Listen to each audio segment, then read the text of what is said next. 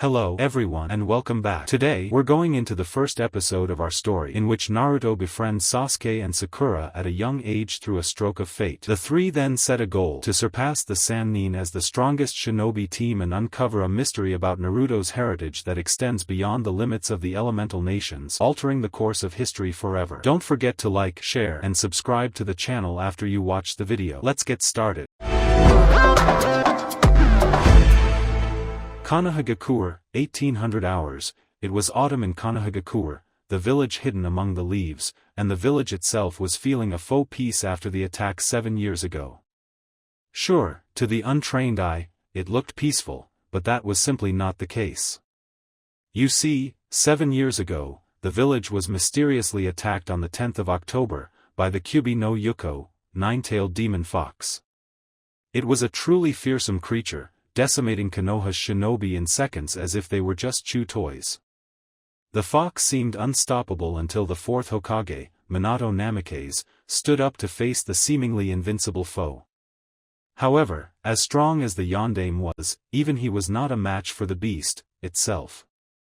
So, he took the next best action. He sealed it into a small boy. That boy was his own son, Naruto Uzumaki Namikaze. Minato wanted the villagers to see Naruto as a living martyr, a person whose sacrifice kept the Kyubi at bay and allowed them all to live. The villagers, still suffering from the psychological trauma of the attack, chose to ignore the request. While some did hate the boy, they weren't stupid enough to try and attack him or even call him names. They used what psychologists called subtle cruelty. They didn't openly say they didn't like the boy, but their actions spoke a hell of a lot louder than anything they could say. Naruto wasn't stupid, far from it, in fact.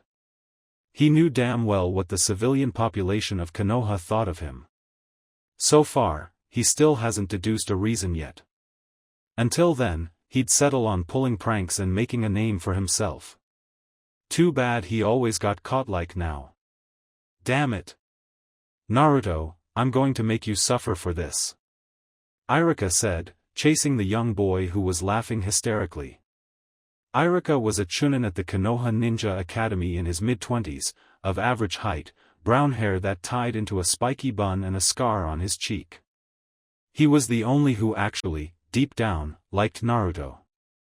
The other teachers only tolerated his presence for long as they absolutely needed to. Iruka frowned at this, but said nothing most of the time. You're going to have to catch me, Iruka-sensei. Naruto yelled back, laughing as he jumped from building to building. Iruka smirked and made a detour, adjacent of Naruto's position. Naruto looked back and smiled. He finally lost him. Ha!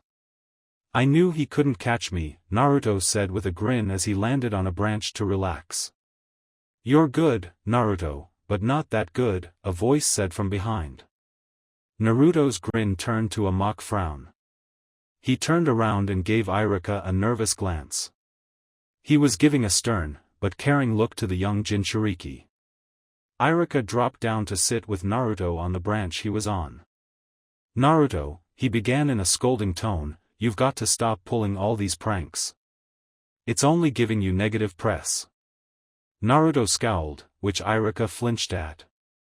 Before, Naruto just listened to his lectures and simply nodded in understanding. This was the first time he gave an indication that he disagreed heavily with what he said.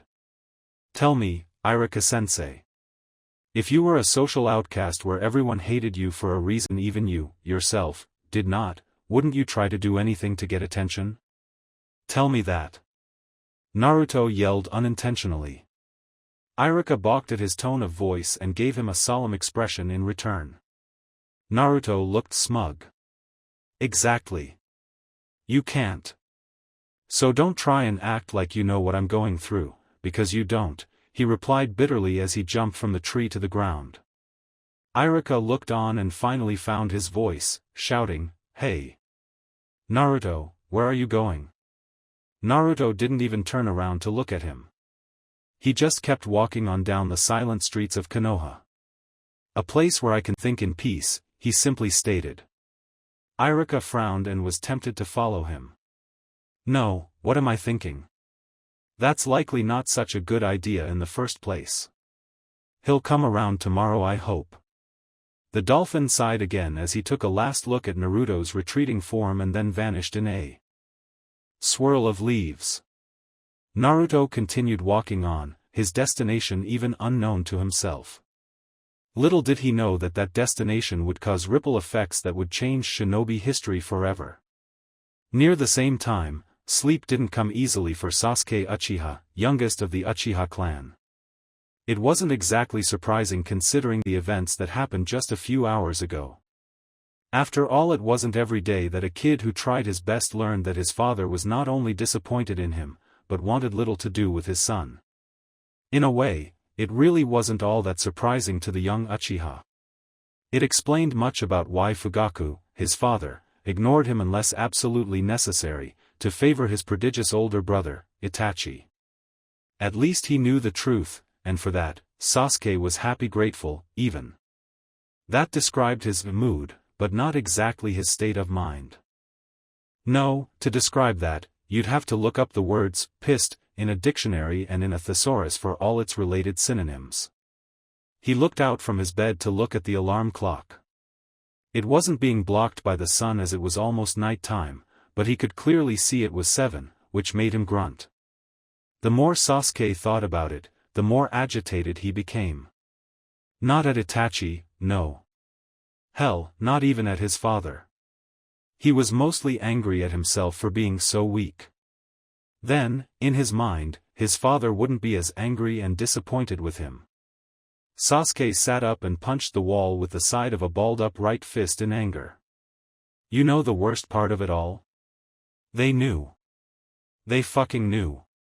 The clan as a whole knew the whole time that his father had little interest in him.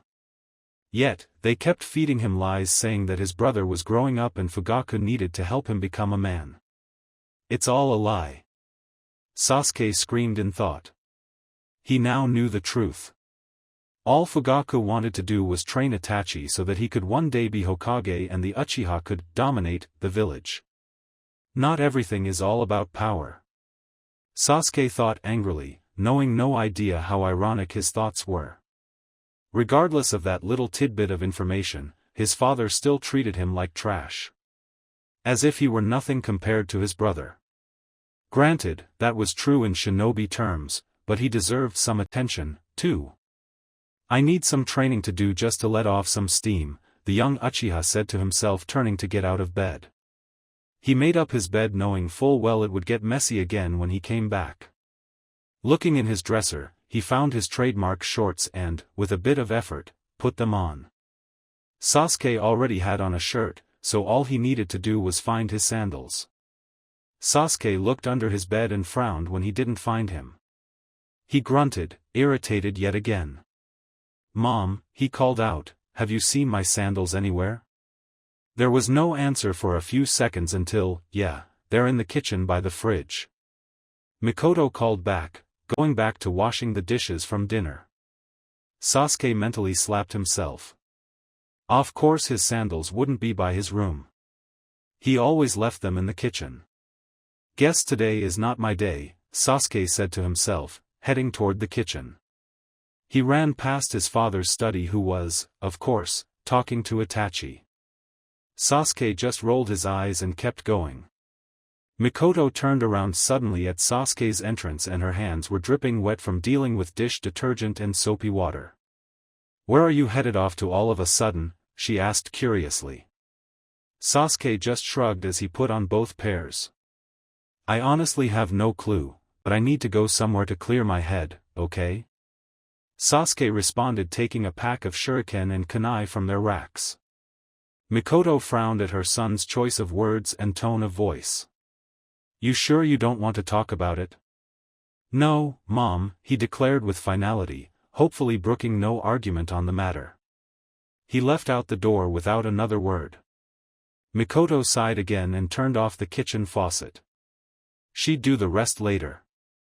Right now, she just needed to think. Sasuke sped off through the village, hoping to go somewhere that he could get some peace from all the pressures he had to deal with.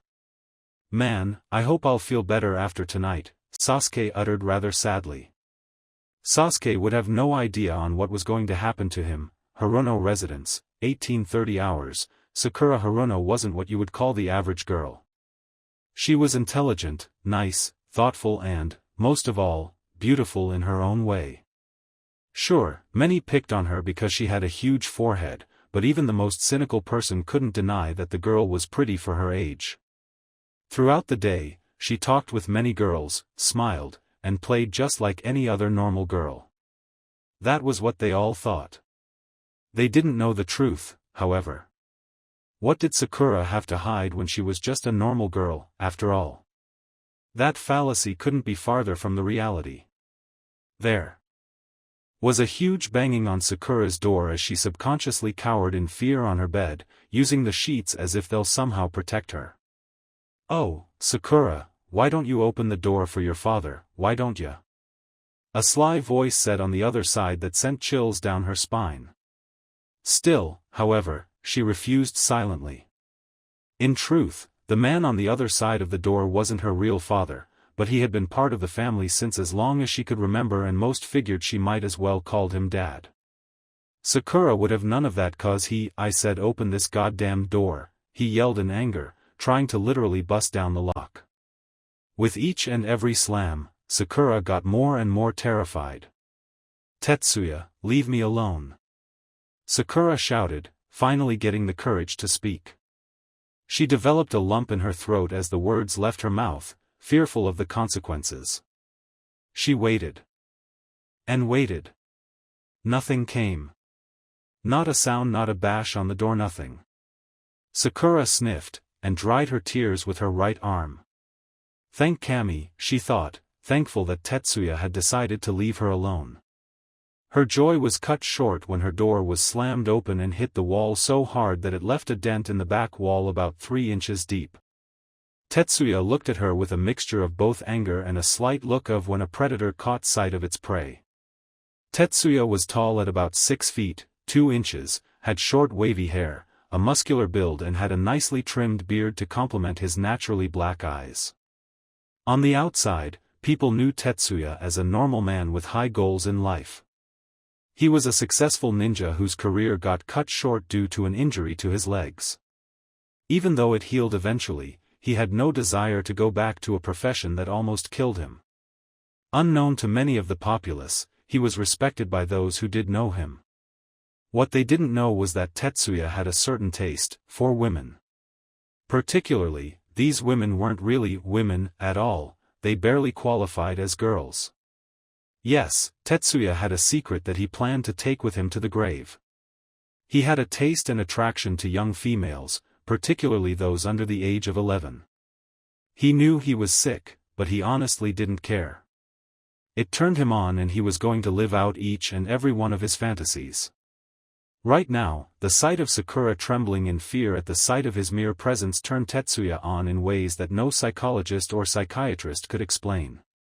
He took a slow step toward her. "You've been very naughty, Sakura-chan," he jeered with an evil glint in his eyes.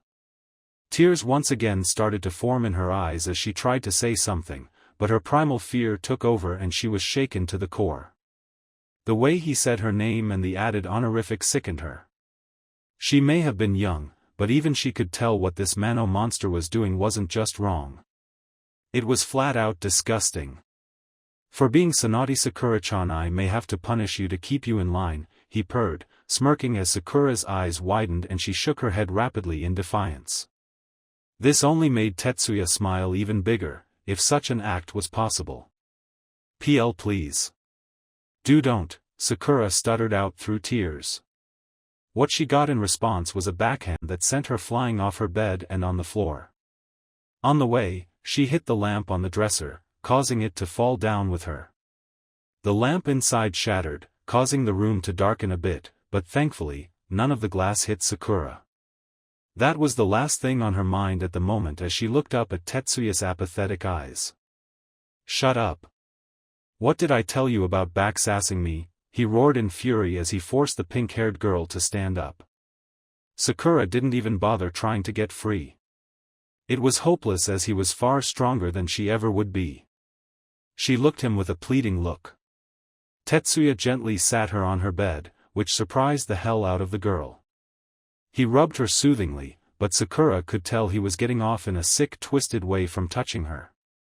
There, I won't punish you, he said in an obviously faked caring tone. In fact, I want to make you feel better, isn't that right? He asked in a low moan as he ran his hands over her practically non-existent, understandable, due to her age, breasts. Sakura swallowed hard and bit her lip to avoid from bursting into tears right then and there. Tetsuya lifted Sakura's shirt and gently rubbed her stomach, which sent shivers down her spine. Not from pleasurino, far from it, in fact. It was because it was extremely uncomfortable. He used both his hands to make her stand up, which she didn't resist, knowing that it wouldn't be the smartest of ideas to do so. Stealthily slipping his hands through her skirt and panties, he slowly did what he normally did, he felt up on her buttocks. This continued for a good 30 seconds, but, to Sakura, it felt like an eternity of shame, violation, and downright humiliation. Without warning, he pushed her back on her bed. Now, to try something new, he noted with a glee. He stuck his hand up her skirt from the front. Sakura's eyes widened in shock. He never went there before. Tetsuya snaked his hands up her thigh until he found a panty line. And then he found it, and stuck in his heinous digits. By now, she was openly weeping.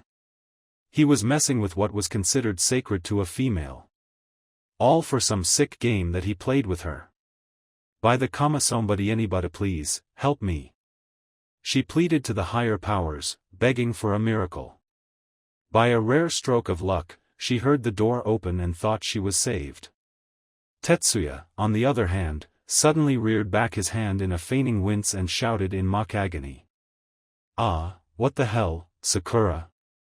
I was just trying to help, he yelled in pain. Seconds later, Sakura's mom came in. What the hell is going on here? An average-sized woman who looked near identical to Sakura demanded as she placed down some groceries on the table near her. Masaki, your daughter hit me when I was trying to fix a lamp that she broke, he said maliciously. Sakura's eyes filled with tears. This bastard was almost caught and now he was blaming her. Sakura looked pleadingly in her mother's eyes, but the look she gave her shattered that notion in an instant. So, you little wench, after all Tetsuya does for us, you go and hit him when he tries to help you? Why, you ungrateful little brat, she bellowed in a chiding fashion. She wouldn't have noticed the victorious, smug look on Tetsuya's face, even in a million years. Boo but, Mom, he. Sakura was cut off with a smack to the cheek. Don't you give me any buts, missy. I'm finally happy after your father's death, and you're destroying whatever chance I have by being an obnoxious brat. With each and every word, Sakura's shoulders sunk and she felt like curling up into a ball, as if that was the only thing protecting her from her mother's cruelty. Her mother only scoffed and affectionately took Tetsuya by the hand. Tetsuya and I are going out, and I expect this house to be clean when we get back. Is that understood? With that said, she went from cruel to playful in an instant with her boyfriend as they made their way out the door. Masaki slammed the door shut, causing a hanging picture to dislodge from the wall. As if time stood still for the cerise-locked girl, the portrait's glass covering cracked and shattered upon impact, liberating the contents within, an image of the family of three with carefree smiles under a cherry blossom tree in bloom. Sakura did what any girl would do in that situation. She ran, bolted, from her house. She didn't know where she was going, but at the moment, she didn't give a damn. All that mattered in her mad dash was that she had to leave and she had to leave now. Konoha Forests, eastern outskirts, 1900 hours, Naruto walked peacefully in the calm forest near the outskirts of Konohagakure. This was a place of extreme tranquility, peace, and relaxation. Near him was a small wooden shack that looked like an outdoor bathroom. Naruto paid it no mind as he sat cross-legged in the large clearing. Okay, I wonder if I can try this meditation thing, Naruto said to himself as he breathed in and out. Sitting up, he closed his eyes and began to do on second thought, he had absolutely no idea how to meditate. From the movies and books, you sat in some stupid cross-legged position, close your eyes, and do something like centering yourself or something like that. Regardless, he absolutely had no clue what that meant, as he had only seen it done once. He had no real clue at how he was supposed to. Naruto's thoughts were interrupted from what sounded like a low grumble from the back of his head. Without warning, there was a sharp pain in both his head and stomach simultaneously. He reared over in pain and thought he was under attack. Looking around, he realized that he was alone. Naruto saw a red aura envelop his body and his mind drifted into unconsciousness. The first thing Naruto noticed was that it was nearly dark and the only indication of light was a neon light that was at the end off wherever he was. The place practically reeked of fear or something that sought to induce the negative emotion. If there was a smell that could be associated with fear, there was no doubt in Naruto's mind that this would be it. The blonde noticed that he was ankle-deep in water. Grunting, he got up, ignoring the smell of what seemed to be sewer water. Strangely enough, that was exactly where he was.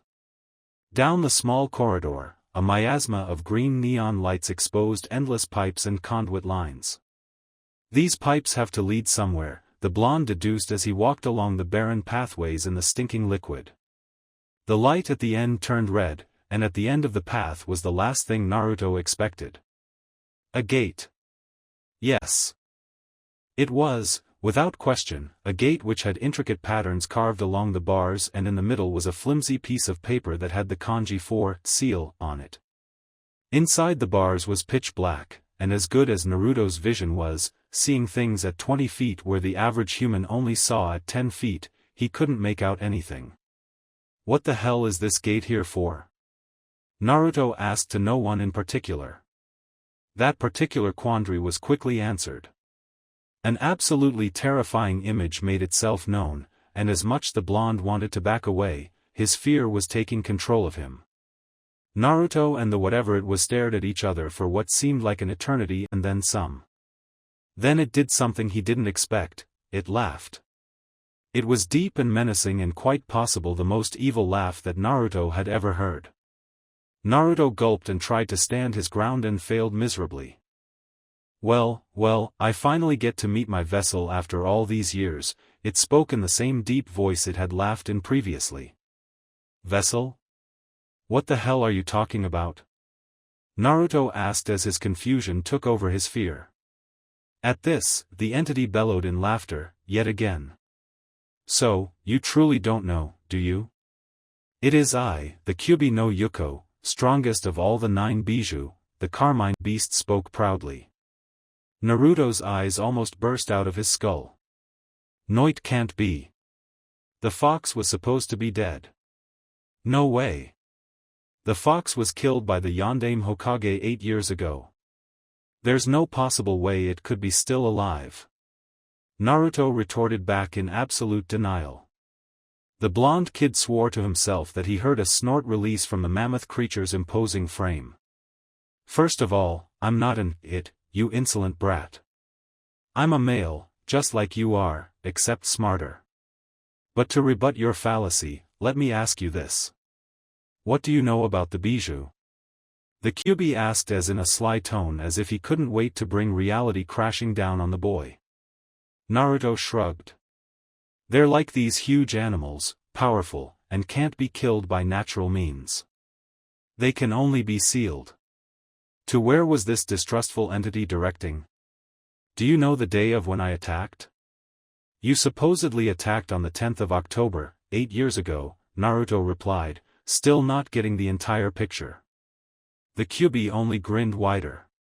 When's your birthday? October 10, Naruto stopped mid-sentence. It suddenly dawned on him as he dropped to his knees in shock. No, it can't be, he chanted in denial, holding his golden locks with his clenched hands. The Kyubi laughed yet again. So, my vessel finally understands why he's so hated, he snarled in glee as Naruto soaked in the revelation.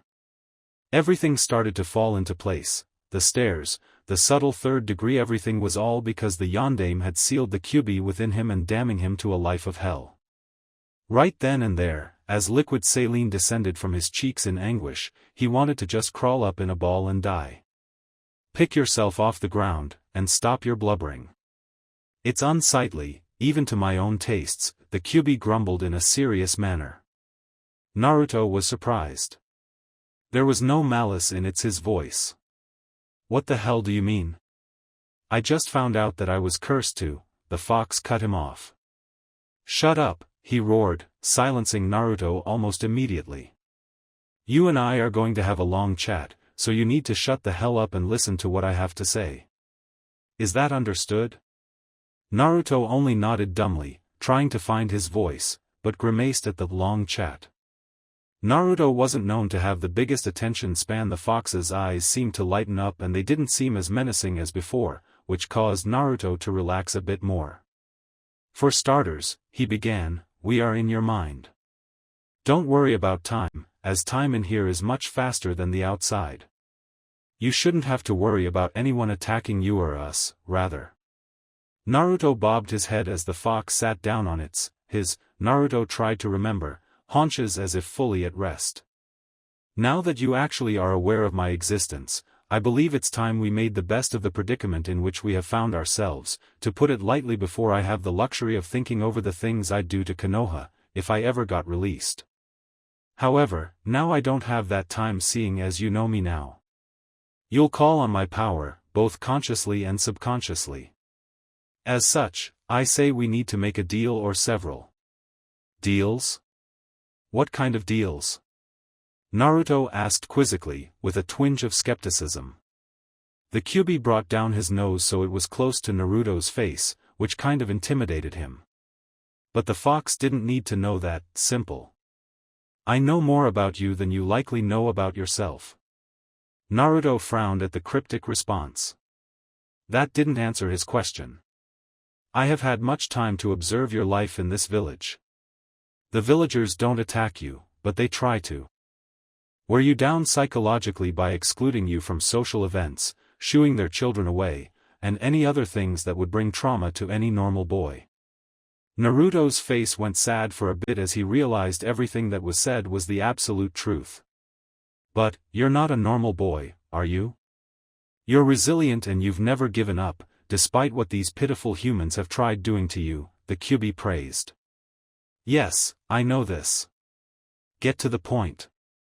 What deals are you talking about? Naruto inquired, yet again. The Kyuubi slammed his tail on the walls of his cage, causing Naruto to fall on his buttocks. What did I tell you? Shut up and listen. I need to give you background on the deals I will be making, because, otherwise, it will end up confusing you. Or, I could just send you back and not do anything to benefit you or your future career as a shinobi, he uttered nonchalantly. No, no, no, no, no. Please continue, Naruto said as fast he could. The Kyuubi smirked, triumphant in his small victory. Good, boy. You're learning, he praised as he continued. First off, let me ask you this. Do you have any clue what a cognitive chakra suppression seal is? He asked, knowing full well what the answer was. Naruto's face remained blank. Even though he knew, the fox still sighed. Okay, a bit of exposition for you, if you will, he said, taking a huge breath. When I was first sealed into you, I noticed that, consistently, a small, almost insignificant, amount of chakra was constantly being drained from me. At first, I thought the seal was doing something to me, but then, I realized that it was integrating your energy and mine into your chakra coils. Naruto gulped as he took this in. He would reserve judgment to the situation at hand until the fox finished. To make it short, the chakra drain was due to what's called a cognitive chakra suppression seal, or CCS for short. I have absolutely no idea of why it was used on you, and considering the circumstances, it'd be downright foolish to do so, the Kyuubi explained. The purpose of the seal is twofold. Its primary purpose is just as the name suggests. It restricts your ability to think, to reason, to ascertain, to adapt. Everything. From what I've observed, even with it on, you still had the ability to pick up on things that the villagers were doing to you, among other things. I imagine that, when the CCS is removed, your cognitive ability will increase tenfold. You may not be a genius, but you'll be one of the best, the fox concluded, baring his sharp fangs into a pretty gruesome smile. Aside from being totally on edge, Naruto grinned at the prospect of becoming smarter, as he put it in his own words. So, what are we waiting for, then? Why do we? Kyubi held up a paw to indicate that he needed to remain quiet and attentive. Naruto reluctantly did so. Be patient, kid. I'm getting to that. Anyway, the second thing about the suppression seal is that it needs a constant source of chakra to be maintained. That's where I come in. I have nearly limitless chakra, and as such, by my calculations, the suppression seal would feed off my chakra for at least 14 centuries, before it can't drain anymore. You're probably wondering why I couldn't just blow up the seal immediately after I discovered it, right? Naruto nodded, indicating he had been wondering that throughout his explanations. Simply put, the sealer put backup seals where the only way for the seal to be released is for your consent to have it released. Sounds crazy, I know, but the sealer likely didn't count on me knowing about seals and me actually telling you about them. Here's what I'm offering: in exchange for me, and technically you, removing the CCS, you will allow me at times to stretch my leg, so to speak. As in give you freedom? Do you think I'm stupid, F? He cut him off again. No, I couldn't get free using that method, anyway. Even if I could, my power would be greatly reduced, so there really wouldn't be much point to it anyway, but, basically, all you need to do is find a wild fox, catch it, and then transfer my consciousness into it. You won't have to worry about me escaping. After a certain time limit, my awareness will automatically transfer back behind this cage, unfortunately. The demonic vulpine bit back his venom. Naruto thought about it for a minute. On one hand, he could be lying and totally making up everything he was telling him, but then, what did the fox have to lose? If he read between the creature's words, he implied that if he died, then he would cease to exist as well. Naruto simply hummed before making a clear judgment call. I agree to your terms, Kyubi, Naruto declared after some time, which caused the fox to grin rather maliciously. Very well, but I warn you ahead of time that it may cause you pain, the Kyubi advised, so the boy wouldn't think he was tricking him. Naruto shrugged, he kind of figured that would be the case. Screw it, Kyubi. I fully give you permission to unlock and destroy the suppression seal, Naruto asserted.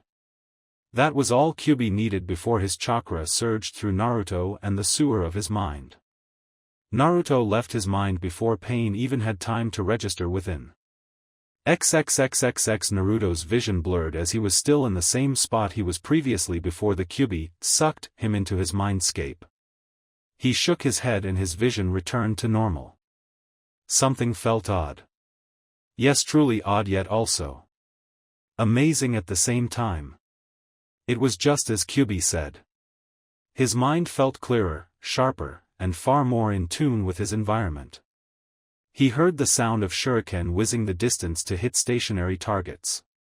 His interest piqued, Naruto decided to head to the source of the noise.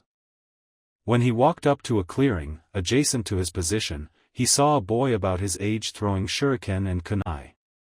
There were 12 targets, and the boy hit 8 out 12. The boy grunted in anger. Damn it! I'll never get to Itachi's level, he yelled in frustration. Naruto frowned as he walked up towards him. You know, your wrists weren't all that correct when you threw them. That's why you only hit 8, Naruto uttered coolly. Sasuke whipped his head around and gave a neutral glance at the newcomer. Who might you be? Sasuke asked, turning around. The name's Naruto Uzumaki and I could show you a trick or two, Naruto said as he offhandedly picked up some shuriken. He adjusted his wrist and threw all 5 of them. All 5 were on target, bullseye. Naruto smiled triumphantly while Sasuke looked amazed. Whoa, how did you do that? Sasuke asked, feeling a bit jealous. Naruto smiled and picked up the remaining shuriken and handed them back to the dark-haired boy. Now, copy my wrist like this, he explained, showing him. Sasuke copied his movements down to the finest of details. You want a quick flicking motion and then let them fly. On Naruto's command, Sasuke released the shuriken and, just like Naruto, he struck the dead center. Sasuke's mouth was agape. He did it. He did it. Thanks. My name's Sasuke Uchiha. It's a pleasure to meet you, Naruto-san, Sasuke said, smiling and shaking Naruto's hand. Pleasure's all mine, Naruto shouted out, grinning. Was this going to be his first friend? By the gods, he hoped so. By the way, how did you get so good at throwing shuriken? Sasuke asked curiously. Naruto thought about it. To be honest, he wasn't so sure himself. Actually, I just tried that today, Naruto responded, rubbing the back of his head in mock embarrassment. Sasuke looked at him incredulously, no way.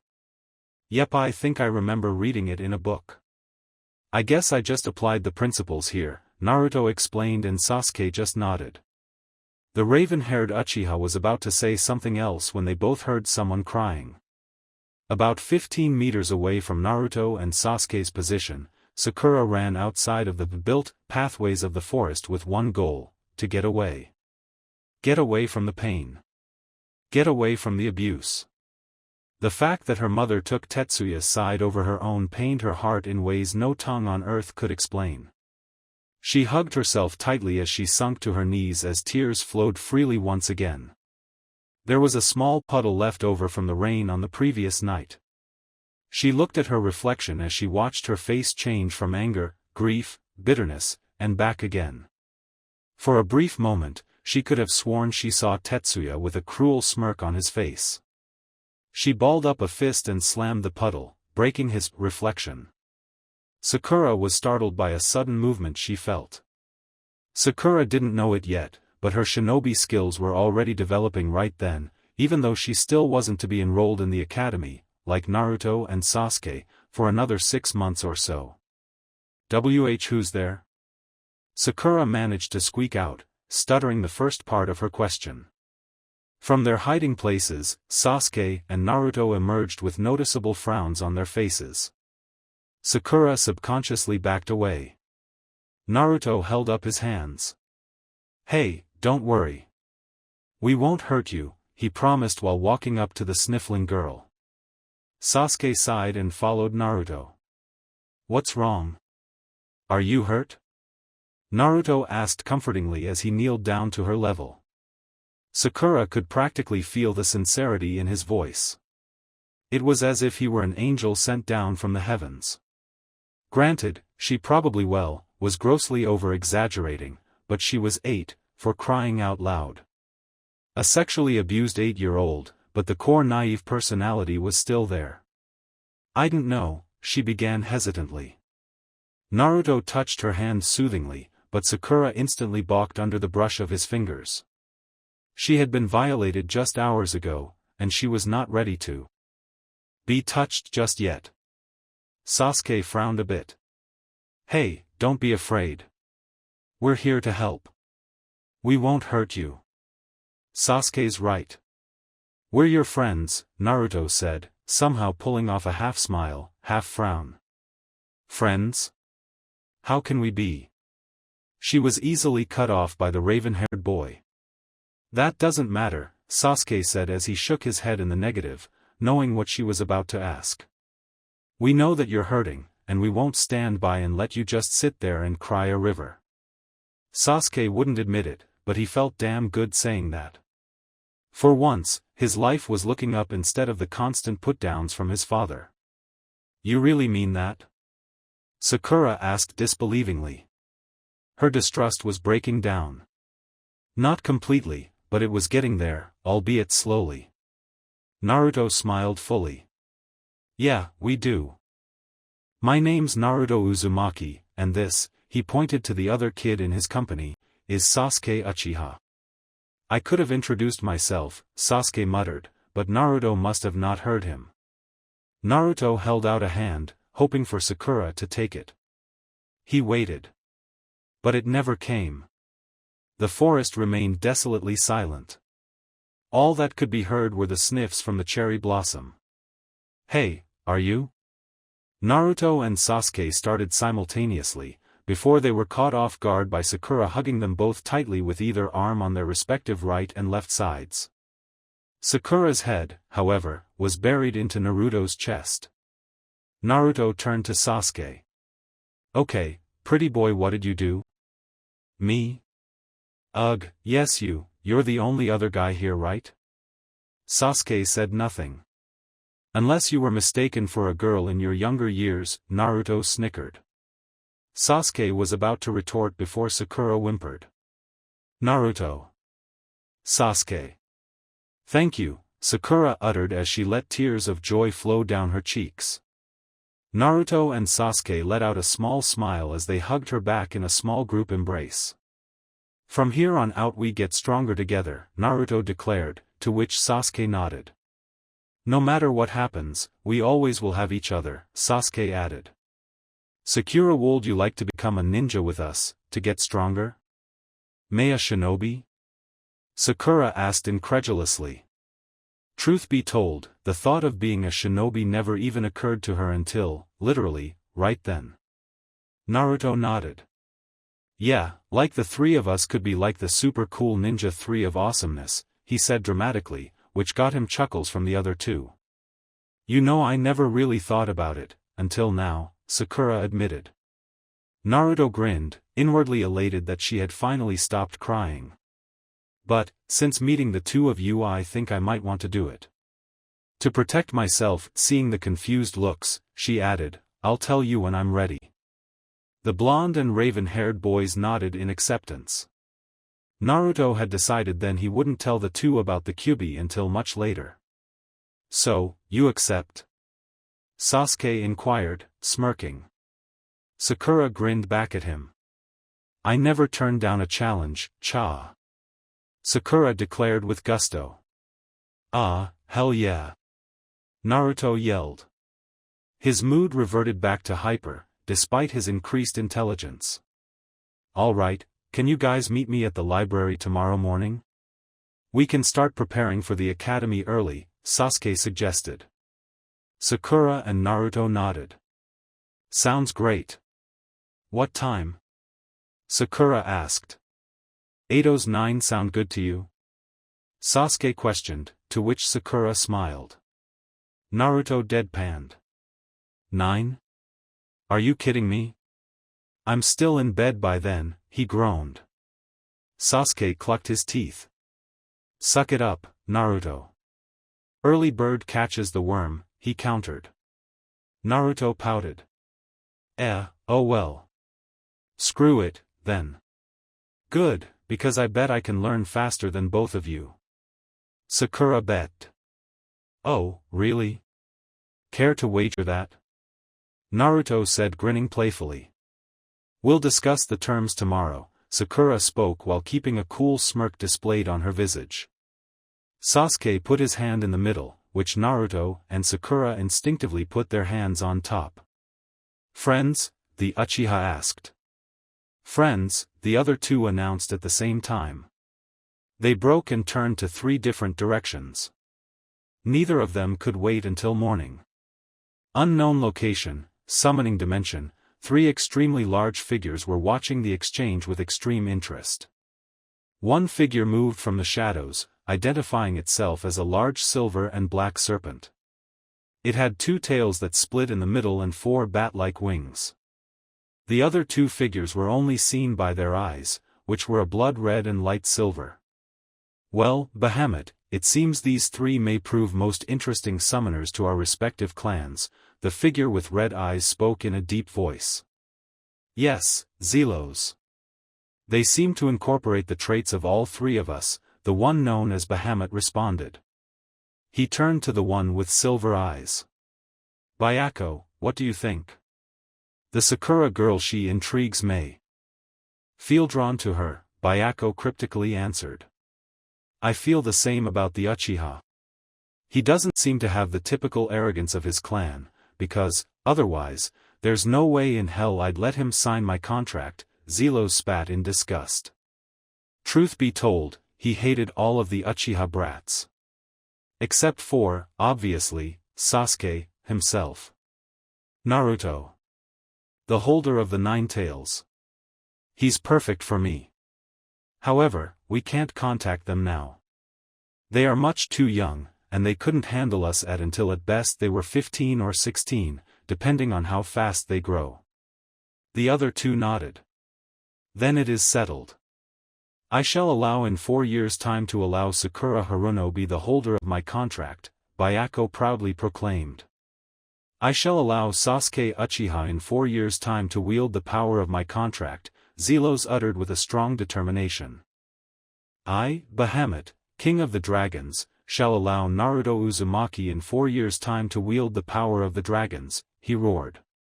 A light glowed in the air, signifying the declarations. I shall see you in 4 years, my friends, Bahamut said. As shall we, they responded simultaneously. With that said, Zelos vanished in a plume of smoke, Byako vanished by turning into water, and Bahamut vanished with a gust of wind. It was settled. 3 friends were single-handedly going to bring a revolution to the shinobi world. Their legends were now starting. Naruto's apartment, 0830 hours, Naruto stood wide awake on his bed. He was watching the ceiling fan spin counterclockwise and its sound was the only noise in the entire complex. His hands were on the back of his head as his bright cerulean eyes pierced through the building, as if he could see all things now. Normally, Naruto would have woken up very cranky and, honestly, not really feeling the day ahead of him as it was almost the same bullshit every day. Not today, however. Naruto, for the first time in years practically, was smiling. Not one of those plastered grins he used around Iruka-sensei, the old man Hokage, and the village in general. No, this was a true, honest to Amaterasu smile. He had thought he had become fortune's fool when he learned of the existence of the Kyuubi. But, in an almost less than an hour, he not only turned it into an advantage, he got new friends to boot. He sat up in an upright position grinning from ear to ear. Everything is so much clearer now. It's amazing, I can calculate plans in my head in mere seconds where I used to not even think about using strategy. This is truly riveting, Naruto froze. Since when the hell did he use words like riveting? He sat on the side of the bed and interlocked his fingers as he started to think seriously with his newfound intelligence. He had several things to think about after all that happened through last night's sequence of events. He sighed and took a deep breath. Firstly, there was the Kyuubi no Yuko itself. To say Naruto wasn't expecting that revelation would be a gross understatement. If he was perfectly honest with himself, it was utterly infuriating to know that, seemingly at random, he was chosen to house a creature of pure malevolence and had no say in the matter. In that sense, he utterly despised the 4th Hokage for what he had done to him. He then grunted as a realization that deflated his pride came to him. What else could the yellow flash have done? By all accounts, a bijou was practically immortal to mere humans, who were nothing more than specks in the universe, if that. So, in that sense, he really had no other alternative. But then there was the million Ryu question. Why me? Naruto wondered aloud. Was he an orphan? Naruto mentally smacked himself. Of course he was. Now, at least. Did his parents abandon him? Give him to the 4th Hokage willingly? Or did the 4th pick him at random in the hospital while the village was attacked on a whim? That last thought made him wince a bit. What a screwed-up way to save the village, if that was the case. He let loose a shaky huff as he rose from the bed to the bathroom. What's done is done. No use crying about it. Heh, it's not like crying approved my situation, anyhow, eh? Naruto mused out loud, with silence answering back from his mirror's reflection. It was at that point he figured it'd be nice to know why the 4th chose him for this life of despair and loneliness, but in the grand scheme of things, especially after last night, it didn't matter. He absolutely refused to use that as a crutch and an excuse. He'd use his newfound mind to tear the sky asunder to reach his goals. Speaking of his mind, just who the hell put that seal on me? And for what reason? The fourth? No, he didn't have enough time to design two complex seals in that short of a time period, Naruto deduced as his eyes sharpened. He stood, bare-chested, and looked at the Shiki Fujin in the mirror, and from he read of seals, it was ludicrously complex. While it was true that the fourth Hokage was a seal master, this suppression sealos the furball called it, it was just as intricate. Assuming he had written the seal as he performed the technique, in Naruto's mind, he had no reason to put it on him. Naruto's eyes then narrowed. Judging from the way it looked, this seal was put on me after the fox was sealed. Had it been done before, the suppression seal would have been overwritten and destroyed. That would mean it was after the fourth Hokage died. The question was, who would? Naruto smirked to himself. Heh, guess this new thing has got me thinking out loud. Guess that's a side effect, he ruminated. Finally, his thoughts came to his newfound friends, Sasuke and Sakura. They were different. Sasuke. He was an enigma. His mind traveled back to how he carried himself, all the way down to his mannerisms and his personality. Naruto figured he had to have a huge chip on his shoulder. It was the only way to explain it.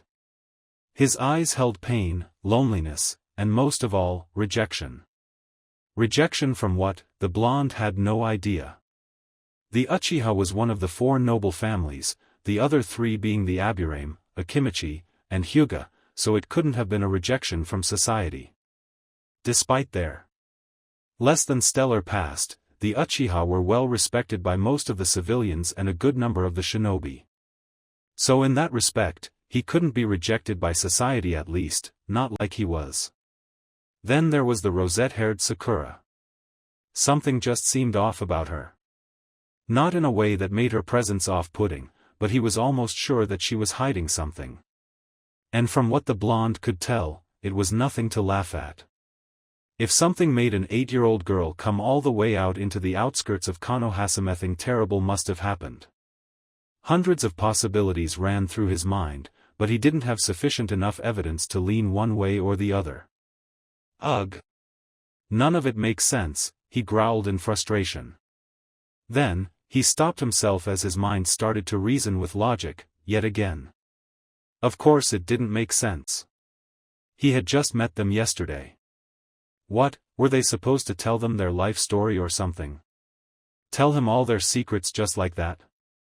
I guess not, he murmured as he shut off the light and plopped back into his bed. Considering what secret I hold, I wouldn't blame them. He didn't exactly want them to find out about the fox. That was on a need-to-know basis for now, at least. Until he trusted them, fully, and utterly, as far as they were concerned, the Kyuubi was just a legend who was slain by the Yondaime Hokage. In hindsight, how the hell did we ever fall for such bullshit? Naruto pondered amid thin air before looking at his clock. It digitally read 8:55. Naruto's eyes bulged. Oh, crap. I'm going to be late, he exclaimed while jumping up from his bed. By some act of the kami, he had managed to brush his teeth, put on his garish, orange outfit, wash his face, and be out the door within 2.5 minutes. He was in such a rush, he nearly forgot to lock the door. He fled down the streets of Konohagakure like a bat out of hell. Konoha Library 3rd District, 0859 hours, outside of the Konoha Library, Sasuke and Sakura waited for the presumably late blonde to show up. Sasuke couldn't help but smirk. Barely a day in knowing the guy and he could already tell when the guy was going to run afoul with Father Time. So, how much you want to bet that he's probably rushing his ass off right now? Sasuke smarmily asked his pink-haired female friend. It's hard to say, she responded, looking at a nearby clock. Technically, he's not late. It's about a minute or so until 9. She was thankful that she was able to get out of the house this early. But then again, she didn't care if they did say no. She would have snuck out, regardless. Sasuke grunted, I suppose you're right. He isn't technically late.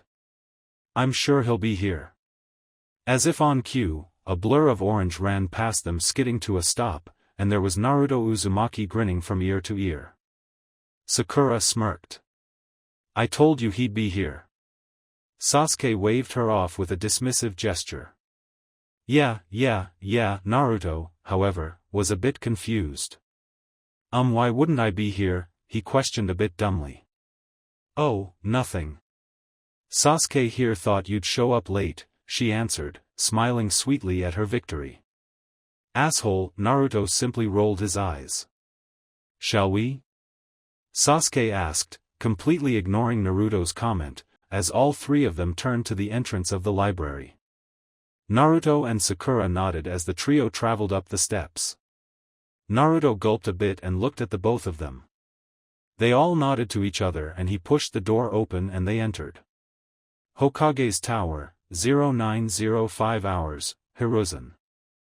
Sarutobi, the Sandaime Hokage, watched the three younglings as they walked into the library. He couldn't place his finger on it but something felt different about Naruto. He was serious. The boy could claim he hated mornings all he wanted, but this was around the time he routinely pulled off his pranks, which was why he was using his crystal ball to monitor him. What he didn't expect was to find the son of Fugaku, and a rosette-haired young lady. My, Naruto, just what has happened to you? The aged Hokage mulled over, voicing his curiosity to an audience of none. Of course he wanted the boy to make friends. In fact, that was the sole reason he made that law so many years ago. It was in order for Naruto to have somewhat of a normal life despite his extraordinary circumstances. He looked over at the picture of Minato on the right wall hanging. You bastard, he clipped without a hint of venom in his tone, why couldn't you have let me do the ceiling? Leaving your own son to the fate of a Jinchuriki? Truth be told, Hiruzen wasn't the one who told the village about Naruto's secret. It was some imbecile Anbu who had stretched the truth about the boy, and the rumors spread through the village faster than a forest fire. He clenched his fists.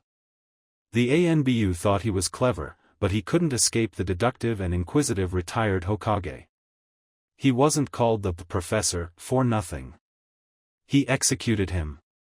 Personally. I guess what's done is done, he dejectedly commented as a knock came on his door. He smiled. He had been expecting this one. Come in, Irika. The aged senior took off his hat as the intended guest crossed the threshold. A tanned, brunette man with a somewhat droopy ponytail tied back opened the door and closed it from behind. The true defining feature on the man's face was the noticeable scar that ran deep across the bridge of his nose. You wanted to see me, Hokage-sama? Per usual custom, Irika Yumino always asked tersely, professionally, and succinctly. Hiruzen motioned for the head instructor to sit down, which he did so. Yes, I'm here to discuss Naruto, Hiruzen mentioned without preamble. Irika was surprised. What could be so important about Naruto that the Hokage wanted to personally see him? Hiruzen continued, before Irika could voice his question. I've been keeping an eye on him, for the past few weeks. As you know, he'll be eligible to enter the academy 6 months from now, coincidentally, along with the other heirs to the clans within the village. Irika frowned. Are you saying you're worried that Naruto will cause trouble for them? Because, Hiruzen held up a hand indicating silence. No. That's not at all what I'm implying. Irika. I think you may be in for a shock when Naruto enters the academy when the time comes. Now, the aptly named, Kindred Dolphin was entirely confused. What do you mean, Hokage-sama? He was not afraid to admit ignorance, if he didn't understand. Hiruzen smiled, and motioned for him to come and look into his crystal ball. Irika raised an eyebrow, but complied with the old man's request. His eyes widened. Is that? He asked, unsure if his eyes were deceiving him. Yes, he declared, confirming his suspicions, that would be none other than Sasuke Uchiha, second son of the Konoha Kimu Butai, Leaf Military Police Force, Captain, Fugaku. Wow, was all Irika could say. Naruto befriended an Uchiha? He'd honestly expected if Naruto were to befriend someone, it'd be a Nara or an Akimichi, but an Uchiha? The son of the captain of the police forces, no less? Not in a million years. After getting over his initial shock, he finally noticed a pink-haired girl. Who's the girl? If my memory serves me correctly, she is a Haranoa civilian family. But not for long, considering the two she's mingling with. What does this all mean? Hiruzen smiled. He'd asked the million Ryu question. Someone was bound to get paid. It means, Irika, that the academy is about to become a hell of a lot more interesting. Something tells me these three will go on to become legends. The younger ninja blinked at the man. Legends? How do you figure that? Surely, he must have had some logical reason to make a proclaimed statement like that. Irika, do you not remember who I trained and who trained me? Hiruzen asked semi-rhetorically. Who didn't know? Hiruzen Sarutobi, the Shinobi no Kami, who trained the legendary three ninja, and fought in all three great Shinobi world wars. He was trained by Hashirama Senju, the Shodai Hokage, and Tobarama Senju, the Nidaime Hokage. He was a shinobi whose name was known to virtually every shinobi in existence. If anyone was qualified to say who had potential to be legends, it was him. Irika chose not to respond. Call it a hunch, gut feeling, prophetic vision, I don't care. These three. They have amazing potential, he began before his gaze hardened on Irika, who was beginning to sweat at the stare. I warn you now, Irika, I will not allow your assistants to impede their, mostly Naruto's, progress. Keep them in line to show fairness despite how they no doubt feel about Naruto's status as a Jinchuriki. He definitely was not sugarcoating there. The even-mannered Chunin winced, but nodded. I understand, sir. I will do my best. Hiruzen bobbed his head once. Good. Keep them on a good leash. Otherwise I may have to put them down. The tone in his voice was ice-cold and dead serious, and Irika couldn't help but dumbly nod, yet again. Kind the old man was, but when needed, he could scare the ever-living shit out of anyone if he wanted to. Irika felt apprehensive to speak at the moment. And just as his demeanor became cold, it was gone in an instant and replaced with the same warm smile that radiated the will of fire. He smiled again at his Hokage's reassurance. Hiruzen stood up and looked outside the window where nearly all of Konoha was in view. He took a puff of his pipe. Irika, I never got a chance to say this, but thank you, he cordially stated. Hokage-sama?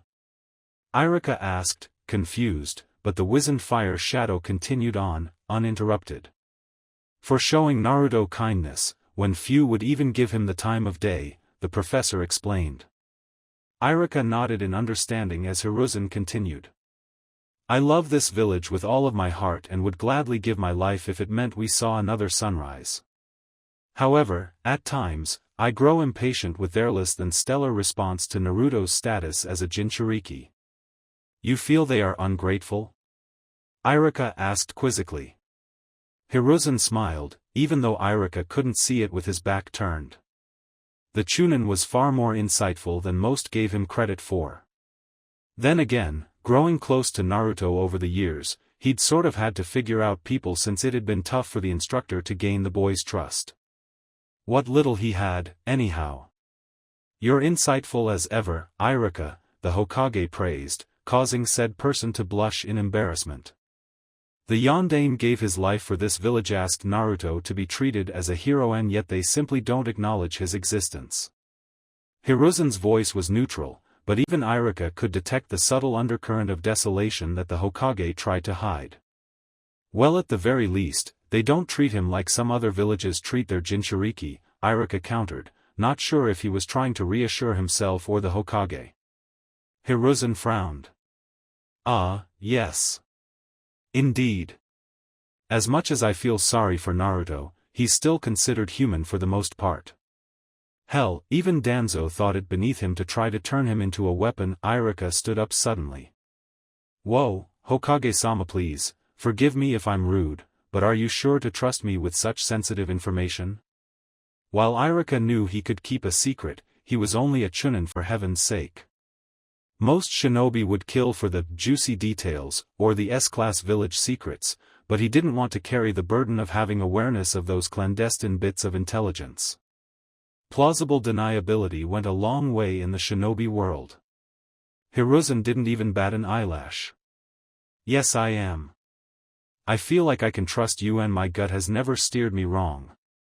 The kindred dolphin still wasn't convinced, but he wasn't about to argue otherwise. He simply sighed. We shall continue this talk later. For now, monitor the boy and his new group of friends. From afar, of course. I don't want Naruto to know I'm keeping an eye on him. Iruka couldn't help but smirk. Is that an order or a request? Consider it both, the professor said with a smirk of his own. You're dismissed. With a nod, Iruka sat up and took his leave, feeling slightly better after talking with his Hokage. When Iruka left, Hiruzen immediately turned to his right, as a voice came from the shadows. You know it's not polite to talk about others behind their backs. The voice was deep, showed signs of age, yet it still commanded an aura of respect and fear to match even the Sandaime himself. Hiruzen scoffed at the eavesdropper, wooden cane and all.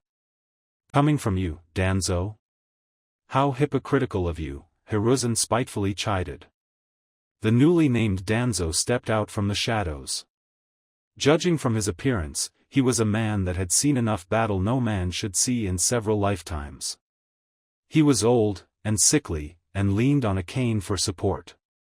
His right eye was covered in bandages as were a part of his head.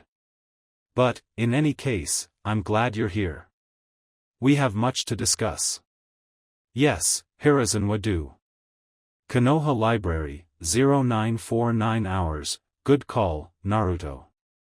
Honestly, I wasn't expecting you to suggest we read up on our history first, Sakura praised. Sasuke pursed his lips as a silent acknowledgement. Even he was impressed.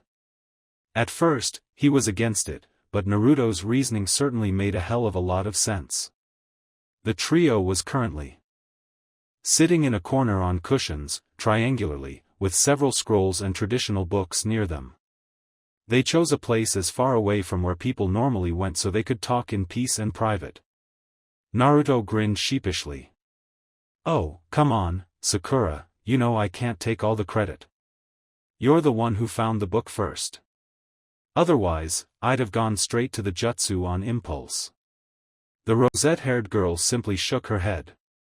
You know, Naruto, you're humble almost to the point of being annoying. Naruto stared at both of them seriously. Pride is before the fall.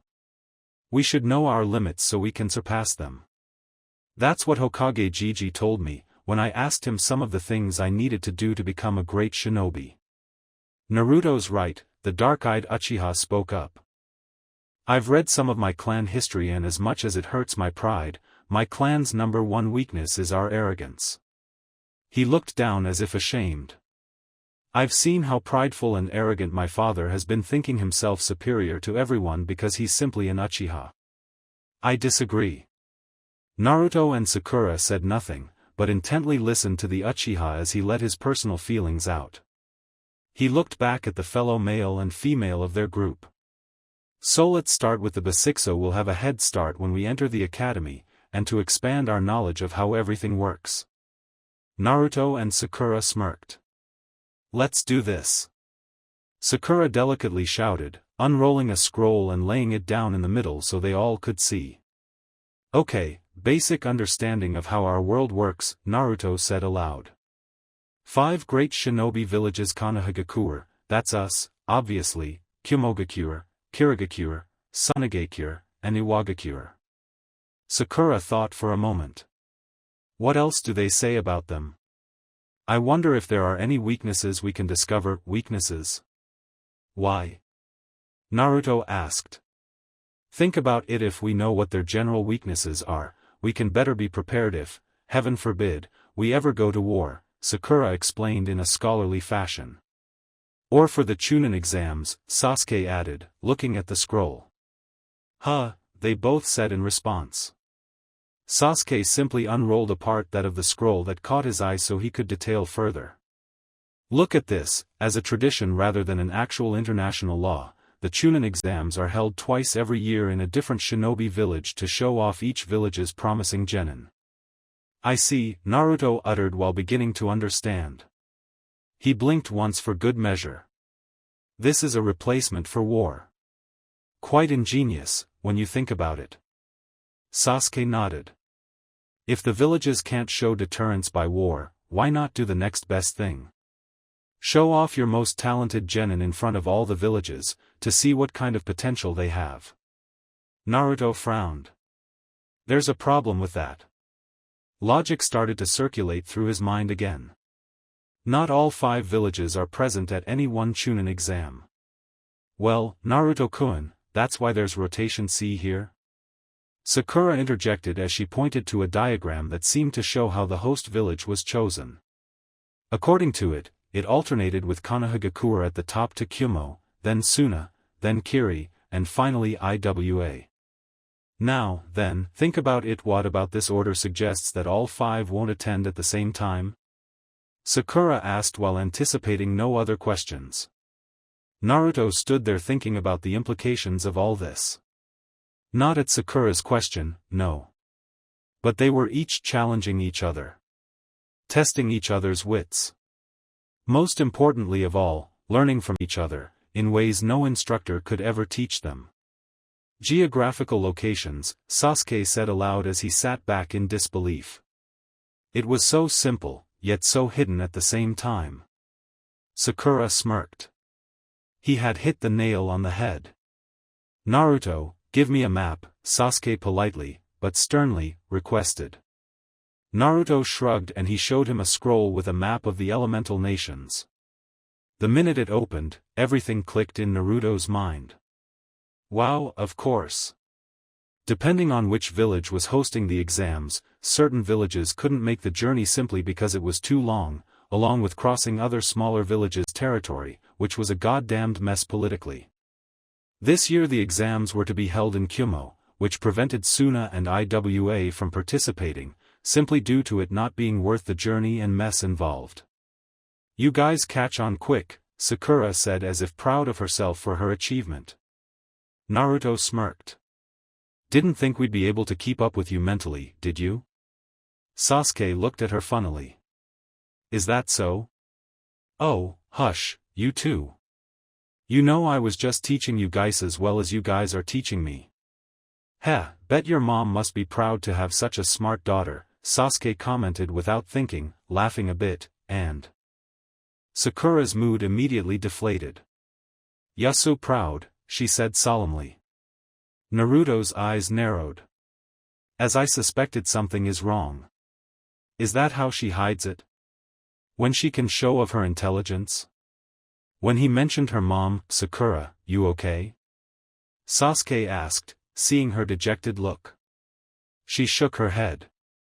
Don't worry about me, Sasuke. I'm fine, she cracked.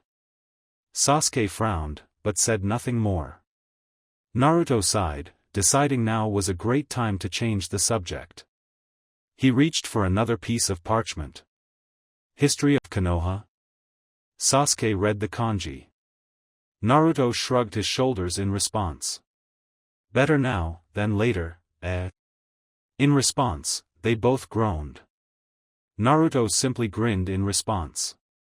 Oh, boy, was this going to be fun.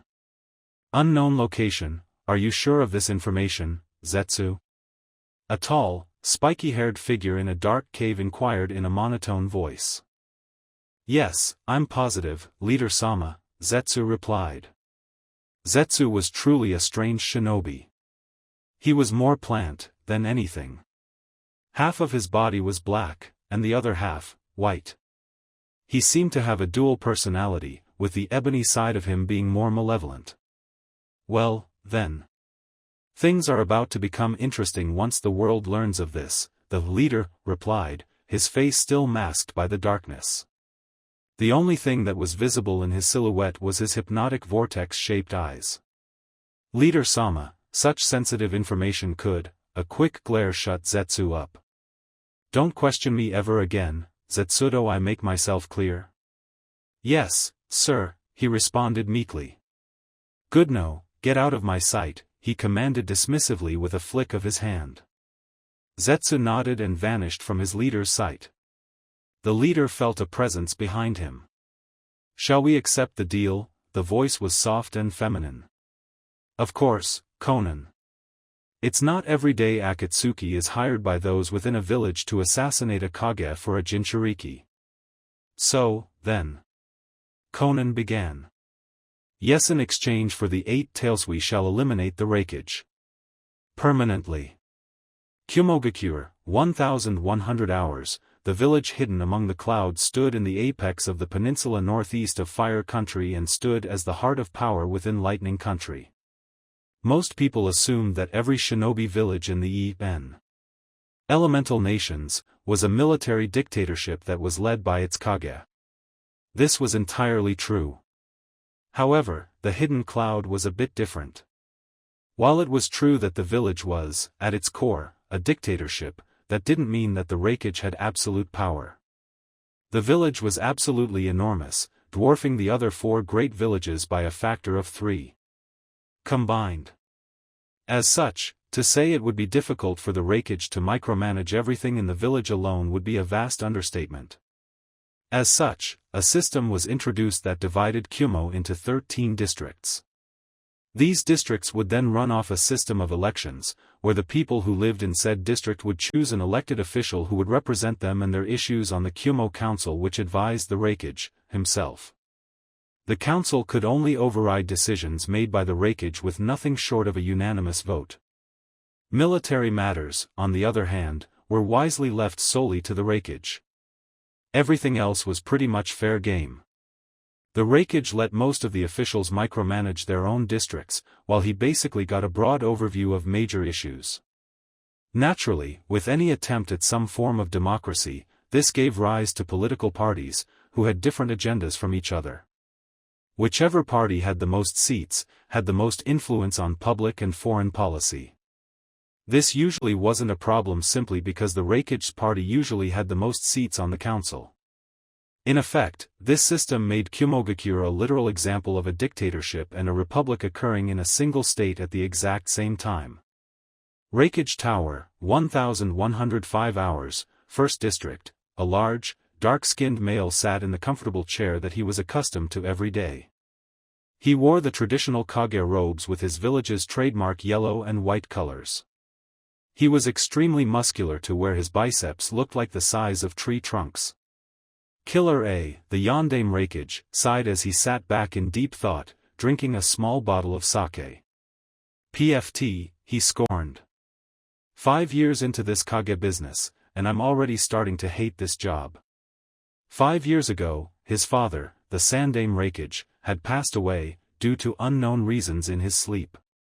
He was the one who had ordered the capturing of the Hyuga heiress during the negotiations of a peace treaty with Konoha. It ended in spectacular failure, and Kumo was the laughingstock of the shinobi world, currently. To make matters worse, A had to deal with an increasingly divided council, in which a sense of national pride was sweeping across the village. If he didn't do anything soon, Kumo could be on the brink of collapse and civil war. Damn it all! Accursed as he slammed his fists on the desk, causing a sizable dent. Darui, he called out. A young, dark-skinned male appeared in front of the Raikage, immediately on one knee in front of his commanding leader. He wore a standard Cloud Jounin uniform, had white hair, and had a lazy look in his eye almost akin to a certain Cyclopean copy ninja. Yes, Raikage-sama, he responded to his call. Aside as he leaned back in his chair. Darui, sit down.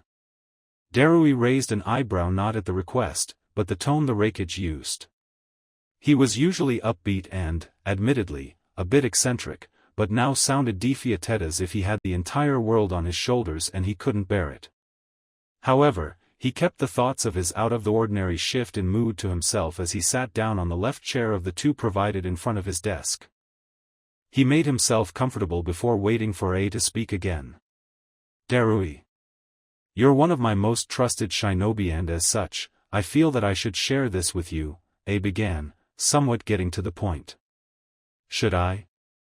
Darui began, before A shook his head, already knowing where he was headed with that inquiry. "No. It isn't classified information. More of me." He searched for the right word. Darui frowned. It was becoming increasingly clear that A was uncomfortable with saying whatever he'd wanted to tell him. The white-haired Jounin honestly didn't know how to reassure him, seeing as how his mood at the moment was entirely different from he was used to dealing with. A few moments passed and A had finally gathered his thoughts and swallowed some of his pride, clearing his throat in the process. Subconsciously, Darui sat a bit straighter. "This is more of me telling you my feelings and why I haven't been in the best of moods lately," the burly Thunder Shadow finally explained.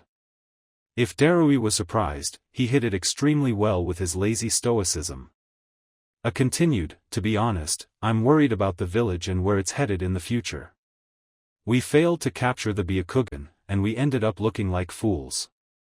Tensions were high already, and we barely avoided outright war had it not been for Konoha being ill-equipped to face another conflict. Now, my party is in danger of losing seats on the council to those bastard ultranationalists." He gritted his teeth in anger at the mention of the last group. Darui grimaced.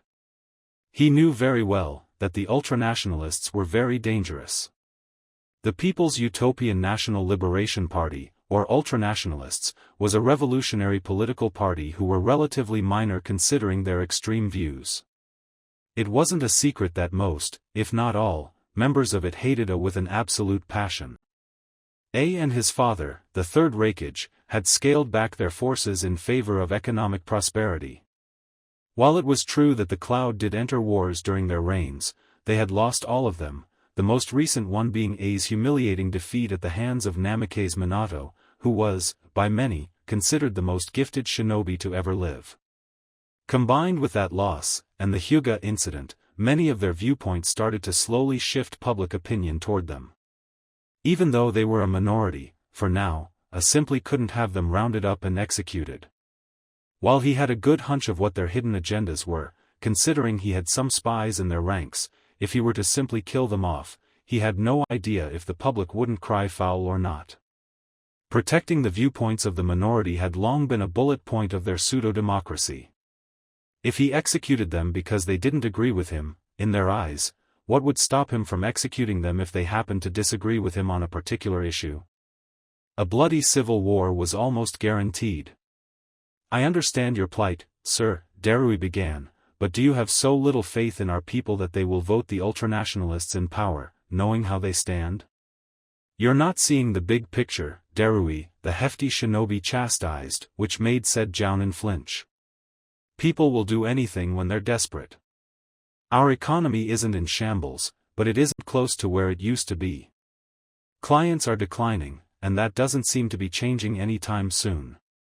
I have a shitstorm just waiting to happen. Not to mention, I still have Yujito and B to deal with."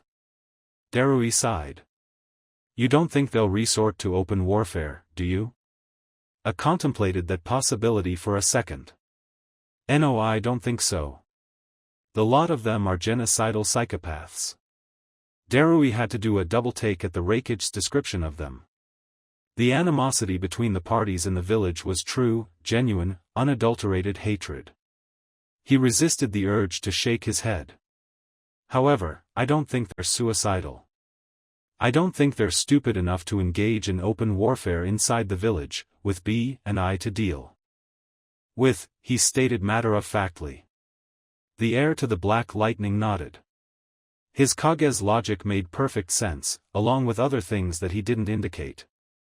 Not only would they lose a lot of manpower, even if they did win, they'd also have to rebuild the village while worry about the possibility of foreign powers wiping them out in their time of weakness. It was a coup that had too many possibilities of failures at too many points in time to pull off effectively. Southey had to go the legal way, which was arguably even smarter, considering many of the circumstances and hardships a good proportion of the civilians and even some shinobi had to deal with. A then smirked. Not to mention we have Isu on our side as well, he offhandedly noted. Darui returned the rakish grin. Indeed. The gods know the minute those bastards even dared to try anything akin to brute force, he'll slaughter them all like lambs. A chuckled. I sometimes wonder who hates them more, me or him, he pondered aloud. He then waved off the thought. Ah, no matter. Bottom line was they aren't taking this village by force. So, we'll just have to beat them politically. I had thought they would try and take it through political muscle. He had thought that they weren't suicidal enough to try and take it by force. Never did it cross his mind that a third option existed and a factor he couldn't have anticipated in a million years, both ways and Akatsuki. Konoha Library 1130 hours, alright, quiz time, Sakura called out as both Sasuke and Naruto nodded. They had been in the library for the past 2.5 hours, in which time flew by so quickly the three barely noticed it. They agreed to eat lunch afterwards. Of course, Naruto picked Ichiraku's ramen, to which the raven and rosette-haired 8-year-old simply shrugged at the choice. It sure as hell didn't matter to them where they ate so long as it was A, not too expensive and B, tasted good. Alright, I'll start with you, Naruto-kun. I'll start easy and work my way up in difficulty, okay? Sakura asked him, looking directly at him with a scroll opened across her lap. Fine by me, Naruto replied, relaxing in his cushion. What are the 5 elemental natures? She started off. Naruto resisted the urge to roll his eyes at such ridiculously easy question.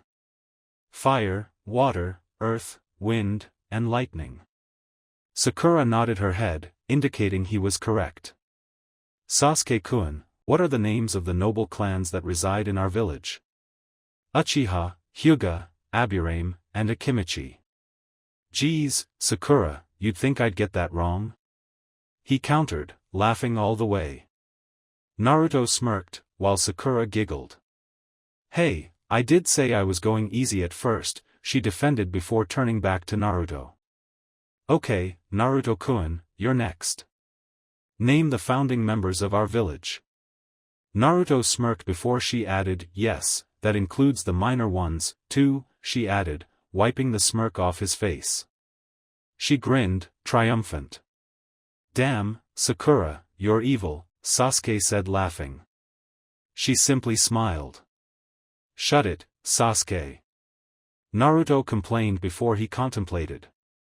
Well, we know there's the first Hokage, obviously, his brother, who became the second Hokage, Kazanrai Akimichi, Hirashi Hyuga, Nazumaru Aburame and Madara Uchiha. He was unsure about the last name, so it came out more quizzical than anything. Sasuke narrowed his eyes at Madara's mentioning, but it was gone as quickly as the expression adorned his face. Neither of his two friends noticed it, of which he was thankful for. Sakura looked stunned. Wow, you got me there. I thought you would have forgotten, she admitted. It was one of the first things they studied when Naruto suggested for them to read Konoha, a history. Naruto smiled. Well, Sakura, we're all full of surprises, aren't we? His double meaning behind that didn't go unnoticed by Sasuke or Sakura, but neither of them voiced it. Trust me, Naruto-kun, I have a closet full of them, she bitterly thought, but her inner dwellings didn't betray her facial expression, which she kept and outwardly smiled, although it was a bit forced after he unintentionally brought the incident with Tetsuya back to the forefront of her mind. She banished those from her head. He'd get what was coming to him soon enough, but right now, she needed to focus on getting prepared for her life as a ninja. All right, Sasuke, in descending order, rank the geographical sizes of the 5 great hidden villages. Got it, he plainly intoned, nodding. From greatest to least, I'd say Kyomogakure, Konohagakure, Iwagakure, Sunagakure and Kirigakure. Sakura smiled. Close, but it's Kumo, Iwa, Konoha, Suna, and then Kiri. Ha! Got ya there, Sasuke, Naruto joked, not helping the chance to gloat. Sasuke rolled his eyes. Yeah, and I bet you probably would have had the same order as me. He had to come back with something even if it was a bit lame. Okay, totally lame, but you got the idea. Naruto, perhaps, foolishly said nothing. Sasuke blinked, before busting out laughing. Holy shit, seriously, he rhetorically asked, rolling over and holding his sides. I was just joking, and you confirmed it. He fell over, incapacitated from chortling. Sakura couldn't help but to join in with Sasuke's amusement and started laughing a bit loudly herself, albeit a bit muffled due to her covering her mouth. Yeah, laugh it up, you two, the blonde grumbled. Hey! You three! This is a library, not a circus, one of the assistant librarians told them as she walked past them. The Uchiha Scion and his pink-haired friend's laughter were reduced to mere chuckles as they calmed down. Oh, man, that was good, Sakura said, wiping a small tear from her eye. This felt so good. To be in the company of people she had come to genuinely enjoy being around. Admittedly, at first, she only agreed to go with them to the library last night was because she needed something to take her mind off what happened. Now she truly enjoyed being around them. They didn't call her names or mention the size of her forehead. You know, it's almost noon, and I'm in need of nourishment, Naruto said, intoning a scholar using large vocabulary exclusively. I'm in need of nourishment? Who the hell says that? Sasuke asked with a raised eyebrow. Naruto's eye twitched. Well, jackass, if you were listening to my tone, you'd know that I was making fun of certain types of people, so, nye, he snipped, sticking out his tongue. Sakura got between them. Okay, you two. Enough fighting, she said, knowing full well both of them weren't insulted by what the other said in the least. He started it, they both half-shouted at the same time, causing both to mock glare at each other.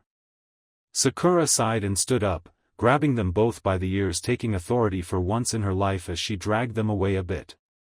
Ow!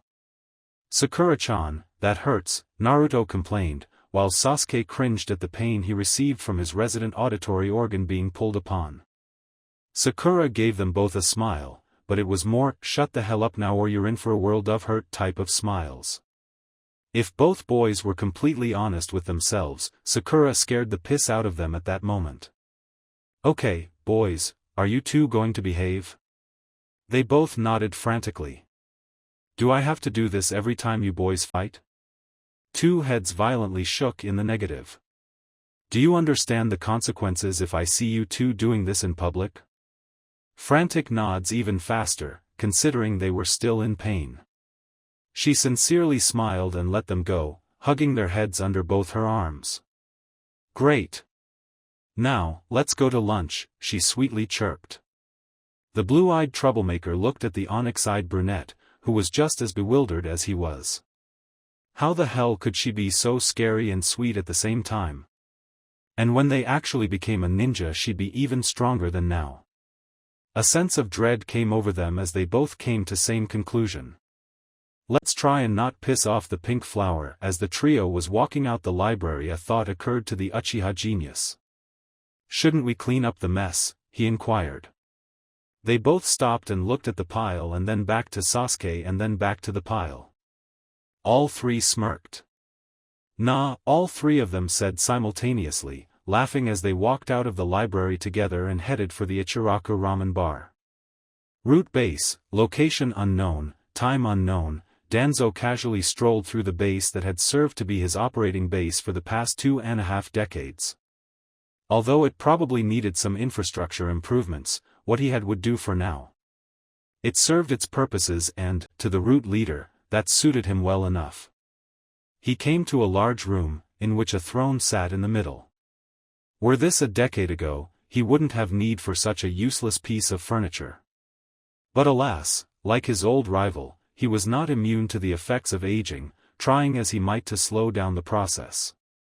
Danzo Shimura made his way up several steps before turning around and comfortably sitting himself on the throne, allowing his eye to adjust to the dim lighting. He cursed having to sit instead of standing like he usually had done so in the past. Fu! Toryun, he called out, as a couplet of figures appeared before him. Fu had auburn hair and amber-colored eyes, and had an attire consisting of standard ANBU uniforms, albeit a bit different from Hiruzen's army for distinguishing purposes. His partner, Toryun, was an aburame, and he adorned a mask to hide away the upper part of his face, leaving his mouth and nose exposed. These were Danzo's most trusted and, possibly, most powerful members of his army. Yes, Danzo-sama, they replied in unison, their tone of voice indicating that they were ready to complete any and all orders assigned to them by the aged war hawk. Report in, he simply commanded. Fu and Toryun both looked each other a bit nervously before they turned back to him. Sir, we've found some interesting information on the foreign side. The crippled veteran raised a critical eyebrow. Go on, Fu sighed. Before I tell you this, Danzo-sama, understand the fact that we even were able to come across this information was a stroke of pure and unadulterated luck. A small glare told the two to get to the point, an action that didn't go unnoticed by either of the two high-ranking operatives. It was Toryun who spoke this time. Sir, if this source is indeed correct, we have reason to believe that the ultranationalists may be planning a coup. Danzo's eye went as wide as saucers as he stood up suddenly, a bit out of character. He normally took reports with a calm, emotionless stature. Preposterous, he grated out, a bit in denial. While Danzo knew his views were a bit extreme, even he was disgusted by some of the viewpoints those psychopaths had. You fool! Do you not realize how virtually impossible a rebellion for them would be? To Danzo, he'd have a better shot of killing Hiruzen and taking the village for himself, than the ultranationalists did. Fu and Toryun frowned as their master continued on in his rant. Not to mention they have the Raikage, their two Jinchuriki, and most of all him, he said with a bit of a shudder. Fu knew exactly who he was referring to. Isu Hayasaka, current commander of the Cloud Special Forces Unit, Bolt, Black Operations and Lightning Tactics.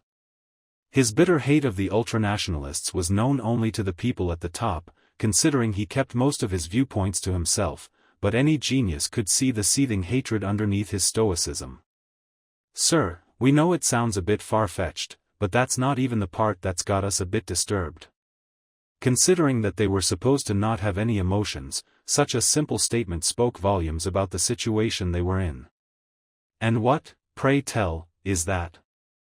Danzo asked flatly, taking a drink from a cup of tea that was always near him while sitting back down in his throne. We don't have 100% confirmation, but there's a 50% chance they're working with Akatsuki, Toryun gravely intoned, dropping the utter bombshell. Danzo dropped his cup, shattering its contents all over the ceramic floor. For the first time in years, Danzo Shimura sat in absolute stunned silence. Fu and Toryun were expressionless. He gripped the armrest of his throne and gritted his teeth. I see, he managed to force out after a brief moment of silence. He looked at his operatives seriously. This changes everything. Fu looked at him curiously. Everything, sir? He inquired. I want you two to use any means necessary to confirm 100% of everything you've shared today. For now, I want all our plans within Konoha to be scaled back by 70% and refocus our efforts on gaining reconnaissance on Kyumo. Toryun's eyes widened, alarmed at the implication. Sir, are you sure that's? Danzo glared at him, shutting him up. Don't you both get it? If Akatsuki is indeed playing a role in this, then the chances of this coup d'état being successful goes up dramatically. We can't allow that to happen. I will not allow that to happen. He stood up and walked towards them. If the ultranationalists gain control of Kyumo, to put it simply, all hell will break loose, as they will take full advantage of the situation they're in, which ultimately affects Konoha. Now he gave them a direct look. And how does Na knock down a tree that stands in our way? We take out the roots, sir. Fu and Torian responded simultaneously. Fu, Torian, I'm counting on you both to not let this information leak out, he told them sternly. While he trusted his seal, but if the two were caught by the ultranationalists, even he was wary considering their brutal methods. Sir, we won't let you down, Fu promised, to which Danzo nodded. Don't you both have a mission? He asked dismissively, until the both of them nodded and vanished from sight, leaving the crippled elder to his own devices. He let out a huff. The situation with Kyumo now proved serious and problematic, with what little intel he had received. He debated on whether or not to tell Hiruzen, but decided against it. Hiruzen, like himself, knew of the ultranationalists back in the days of the Second Great Shinobi World War. As such, he would likely take action similar to what he planned to do with his root ANBU. However, that would complicate things too much. He barely trusted Torian and Fu with the information they had. The less people that knew, the greater chances of the ultranationalists not catching on that there were foreign powers aware of their plans. Yes, 4. Now, he would be content with this bit of intelligence, until he knew for certain how to deal with it.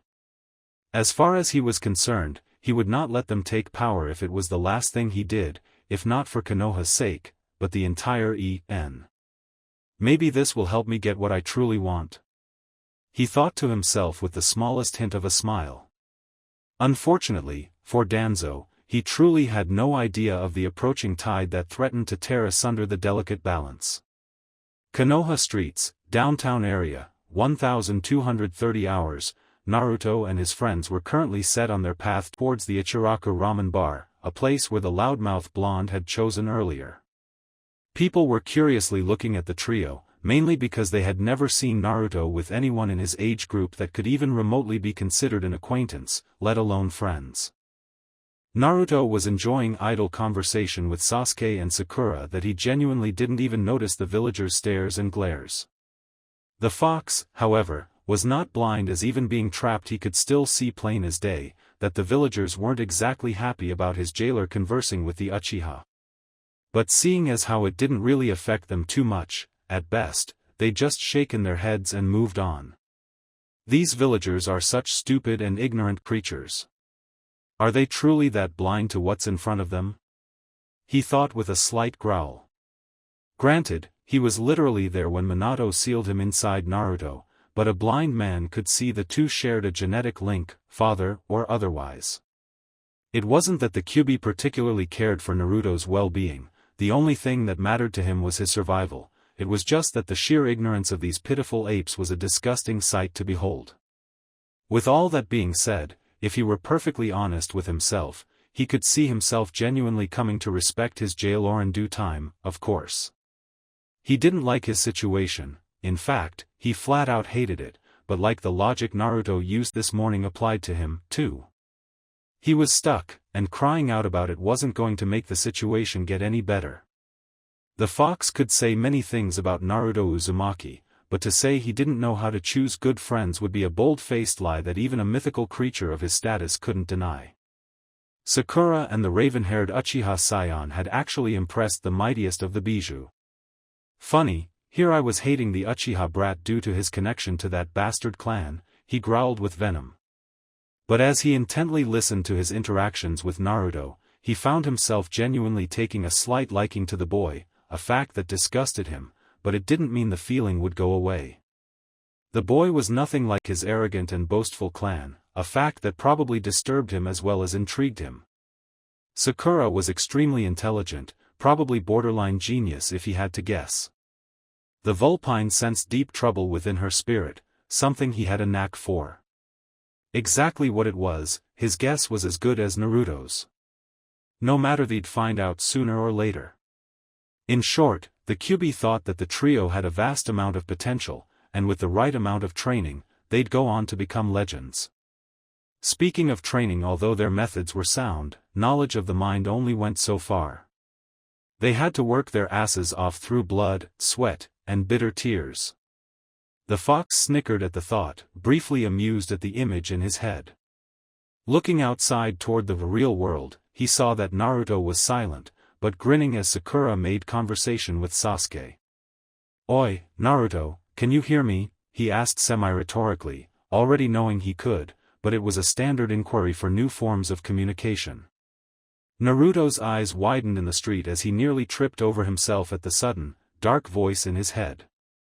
"Kyubi," he whispered, unsure if he was just imagining things. "Don't speak out loud, you moron," he warned with a little insult to boot. "And act normal, too. Just keep walking." All right geez, did you have to insult me like that?" "Yes," came the fox's flat reply. Naruto simply rolled his eyes. "Just what the hell is going on? How can you speak to me like this? Why are you contacting me at a time like?" "Shut up," he commanded, clearly irritated at the barrage of questions. Naruto gritted his teeth, but said nothing. He was thankful Sasuke and Sakura weren't paying him much attention, if at all. The fox sighed. "Okay, that was a bit too far. Sorry." Naruto had to do a triple take. Did the fox, the greatest of the 9 Baiju, apologizito him? Unfortunately, for Naruto, he continued on before he could point out this probably once-in-a-blue-moon moment. "It's simple, really. What use am I to you, if you can only speak with me during a routine trip through your mind when your body is unconscious? We've developed a mental link. I can communicate to you while you're conscious and doing menial tasks and whatnot. As for why I'm contacting you, well, it's about your new friends." There was a pause. Just saying that word sent shivers down the fox's spine. It was such an alien concept to him. He sighed in defeat. Naruto raised an eyebrow. "Sasuke and Sakura? What about them?" "Well, you're training. I think it's obvious at this point you three will probably train together from now on, as well when you're in the academy." Kyubi had made it a point to pay attention to every detail of the scrolls that they had read and, as such, he had an intimate knowledge of the elemental nation's inner workings, whereas before he couldn't have cared less about the system of social constructs the humans had created for themselves. Truly ironic that he was gaining far more knowledge in prison than he was a free fox. Go figure. Naruto nodded. "I see," he responded neutrally. "We likely are. Do you have some easier methods and approaches so we can get stronger?" "I don't have any ideas at this particular moment, no. However, I do have a suggestion that I strongly recommend you take heed of as soon as possible. You three need to start physical training, the moment time permits you to do so. I will not have a vessel that's intelligent, but can't fight his way out of a paper bag." Naruto grimaced, but nodded, anyhow. He understood perfectly from the fox's point of view. If he were in his paws, he'd tell his jailer the same thing. Funny how they thought more alike than either of them wished to admit. "I'll keep that in mind, I'll contact you later on tonight. I can't have myself spacing out talking to you and such. They'll get suspicious.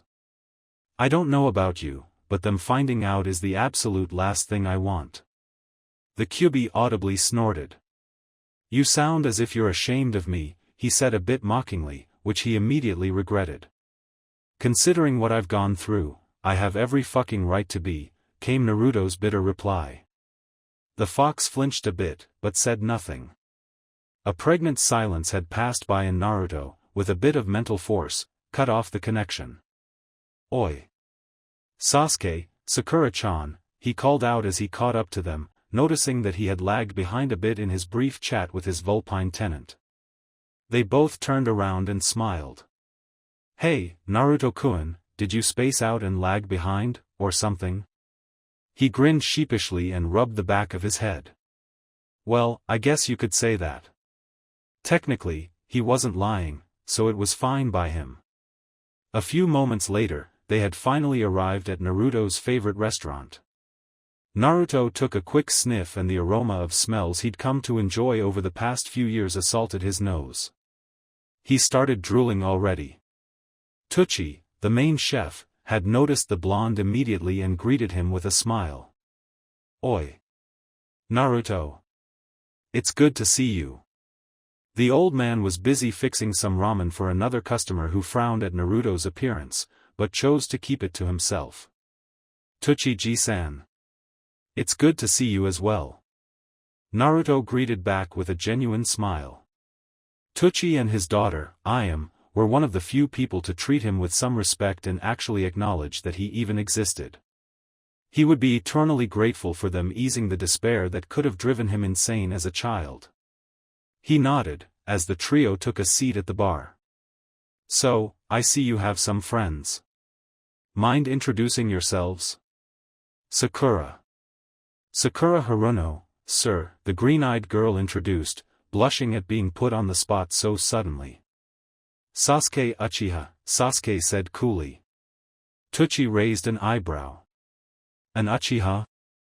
He sure as hell didn't act like one." Guess they weren't all bad, the chef decided at the moment. "Hey, Tochiji, where's Ayame-chan?" he asked curiously.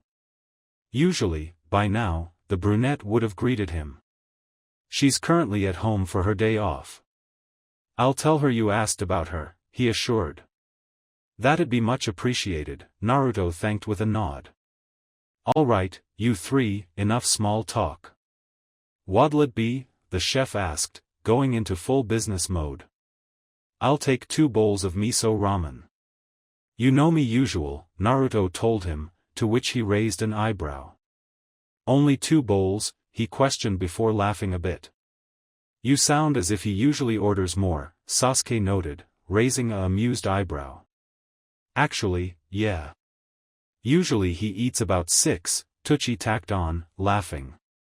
The jaws of the Uchiha and the Haruno were now on the floor. "See 6 bowls?" Sakura stammered out, looking over at a nearby customer's bowl, which was huge by normal standards. "By the gods, Naruto, how the heck do you eat so much?" "Hey! A guy's gotta eat, you know," he defended, crossing his arms. "Especially when it's the cheapest food you can get by on without people hating my guts," he added with a mental sigh. Tochi shook his head and spoke again. "What about you two?" "1 bowl of shrimp ramen," came Sakura's reply. "Just 1 bowl of miso ramen," came Sasuke's. Tochi nodded. "Coming right up," he chirped prior to moving to the back to cook said meals, leaving the trio alone, once again. Naruto smiled. "That Tochiji," he snickered, shaking his head. "He's a really nice man, you guys. He makes some of the best ramen ever." The blonde proclaimed proudly. "I'll be the judge of that when the bowl is in front of me," Sasuke chided, not out of serious doubting of Tochi's cooking skills, but he couldn't resist a moment to jab at his blonde-haired friend. Sakura, however, didn't really pay attention to the duo, but toward the entire restaurant, her eyes scanning everything around her. "Sakura, you okay?" Naruto asked with worry lining his voice. The rosette-haired girl blinked, before shaking her head, breaking out of her stupor. "Oh, yes, quite, Naruto-kun. I was just observing around us and it seems a bit peculiar that we're the only ones here now, considering it is during the day," she noted, seeing Naruto's understanding look. "Ah, I see. Well, technically it's not the lunch rush, yet. That's about a half hour from now, which is usually the norm for stands in this part of the village. Seems like you come here a lot," the onyx-eyed boy observed, staring directly at him. He nodded. "I do, and there's not a day that goes by that I don't stop here at some point. You could probably say I was brought up on ramen as if it were my life support." To the others, they thought he was simply exaggerating, but to Naruto, it was a daily reality. Ramen was the only food he could really afford on a daily basis, and the stares he got from when he went into other markets for various groups of sustenance made it a bit of a turnoff. So, he just kept with what made him comfortable. "But, that's not what I wanted to talk about," Naruto dismissed, changing the subject completely. "We need to figure out a physical training schedule. Since we're all not that busy, considering we're all the same age and only 8 years old, this is doable with dedication. We need to find our strengths, weaknesses, and then, ultimately, find a way to improve as a trio. Although it wasn't said out in the open, all of 3 of them wanted to be on the exact same genin squad when they became genin, for years down the line. Unlike most starting squads, the hurdle of getting to know your teammates and learning how to work with their skills would already be something they'd have long been accustomed to do. They both nodded in understanding. So, with that being said, Sakura-chan Sasuke, what do you think your strengths and weaknesses are? And mostly, what kind of jutsu are you guys interested in? Sakura decided to speak up first. Well, she said, blushing, a bit embarrassed. I've always wanted to become a strong medic ninja. Sasuke rose a brow. Well, aren't most medic ninja support? He asked, genuinely curious, and not trying to dissuade her aspirations, at all. Naruto shook his head. Sasuke, think about it. What's a good foundation for a medic ninja? Near-perfect chakra control and abundant knowledge of the human anatomy. Take Tsunade-sama for example, she's probably the greatest medical ninja in history, and yet, she's probably the most physically strong of the Sannin. From what I was able to read, this was because she used her chakra to amplify her strength 10, 50, even 100-fold. Sakura-chan here could likely do the same thing.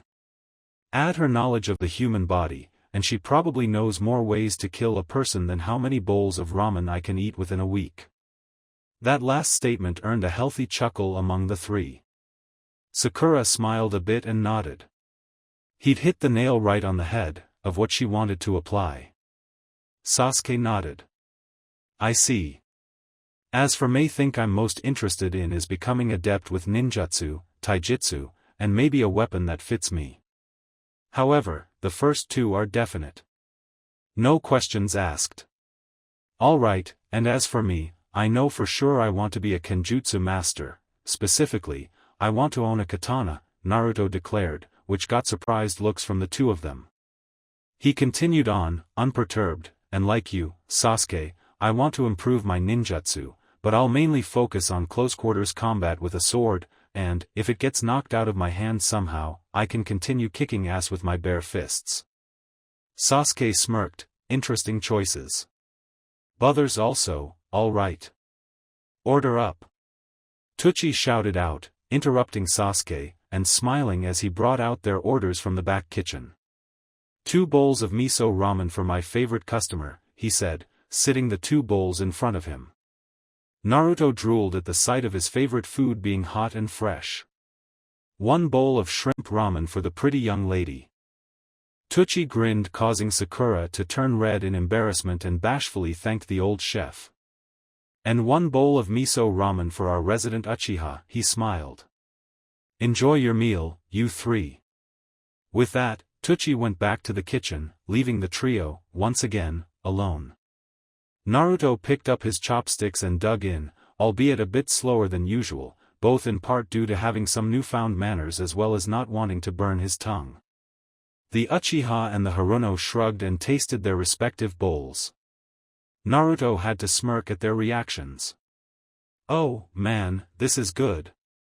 Sakura exclaimed as she started to eat a bit faster. Sasuke didn't even bother saying anything, but from the way he was slurping, he shared his pink-haired friend's sentiment and then some. In minutes, Sasuke had finished his bowl with a satisfied grin on his face. Okay, he said, getting back to business, as I was saying, where does that leave genjutsu? Sasuke asked quizzically. I think that would be suited for me, Sakura spoke up, her bowl about 3/4 of the way finished. I think it would be pretty neat to experiment in the amount of ways I can perform illusions on the enemy. The possibilities, she gleefully cackled. She was thinking of hundreds of ways she could use it when she got back at the bastard for what he did to her. There was a brief flash of anger, which caused her 2 male companions to visibly cringe. Naruto held his hands up defensively. Whoa, Sakura-chan, did we say something wrong? He inquired a bit fearfully, not wanting to upset her. The pink flower's eyes widened as she frowned in shame. I'm sorry, Naruto-kun, Sasuke-kun, I was thinking about something else. I didn't mean to project my hostilities toward you guys, she said apologetically. Naruto and Sasuke nodded. You want to talk about it? Sakura sighed. I'll tell you in time. But, for now, can you please respect my right to not wanting you to know, just yet? Okay, they both agreed, though in the back of their minds, it still didn't sit well with them. There was more to their pink-haired companion than met the eye. Sasuke spared Naruto a quick glance, which Naruto caught on immediately. One way or the other, they were going to find out and help her in any way they could. I swear to the gods, themselves, Sakura-chan, I'll help you in any way I can, and that's a promise of a lifetime, Naruto swore to himself. After an awkward silence, Sakura had decided to change the subject. So here exactly are we going to physically train ourselves? The library isn't exactly an ideal place to practice ninjutsu. Well, Sasuke thought about it, even though burning books flashed before his mind's eye for amusement, you guys could always come to my place. We have more open space than we know what to do with. Naruto's eyes widened and he could have sworn he heard a growl from the fox in the back of his mind.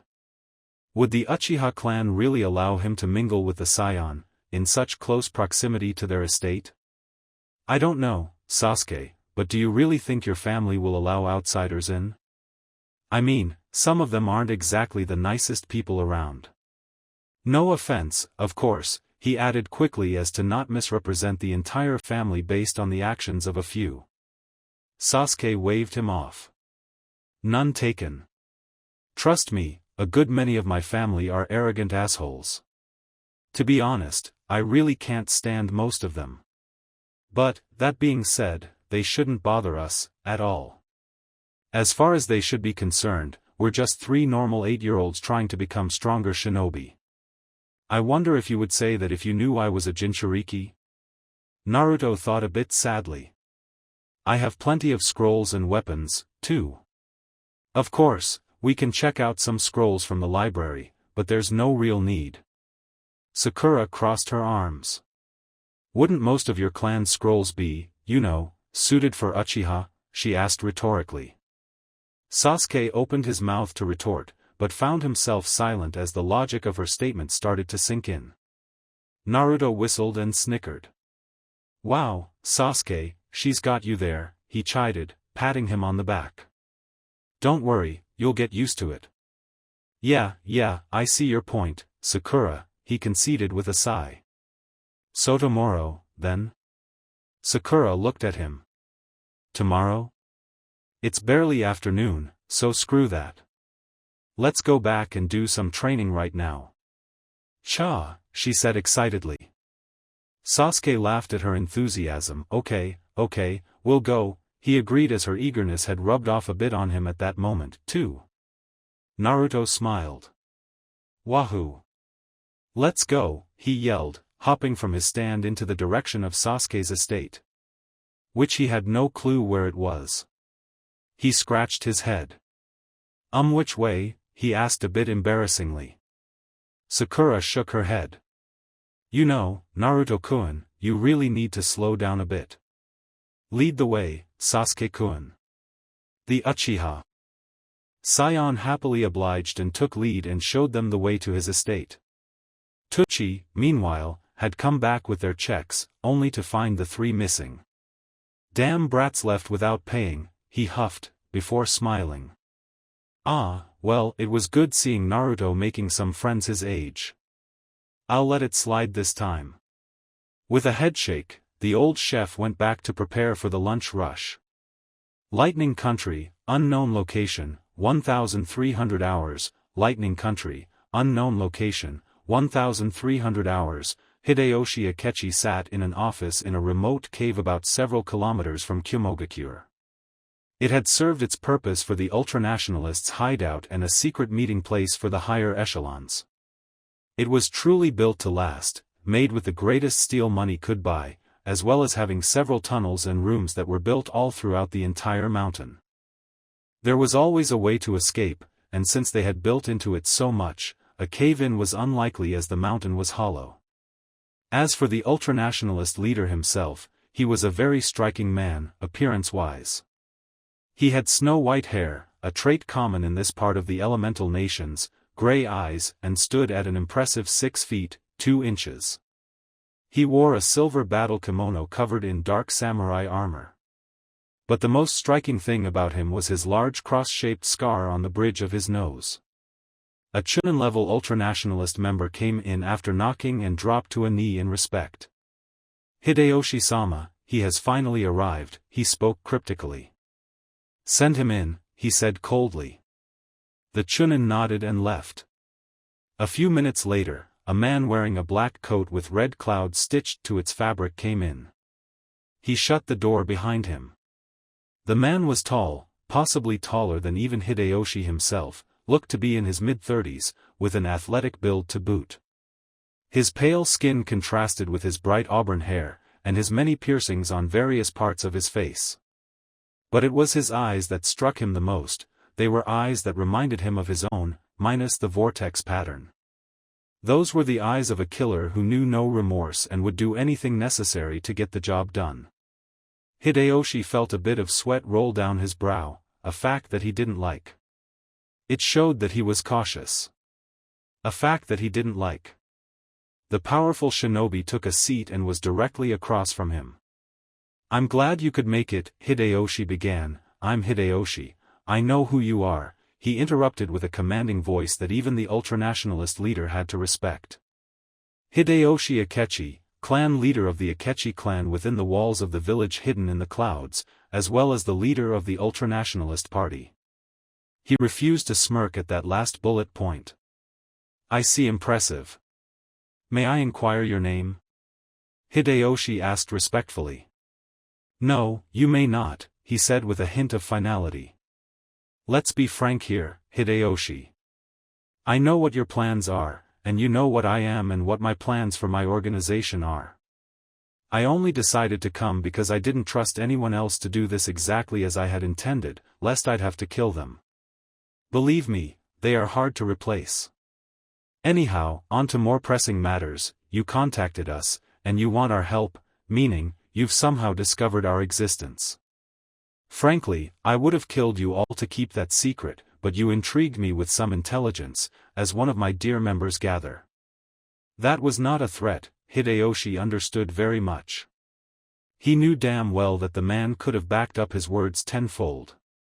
"So, I'll ask you personally and directly, what is it that you want?" A brief moment of silence passed by as the man stood still as a statue, his facial expressions cold as if stared into the ultranationalist leader's very soul. He sighed and continued on. "I won't bore you on details about my party, which you already know. Our current Raikage is a spineless, weak-minded fool.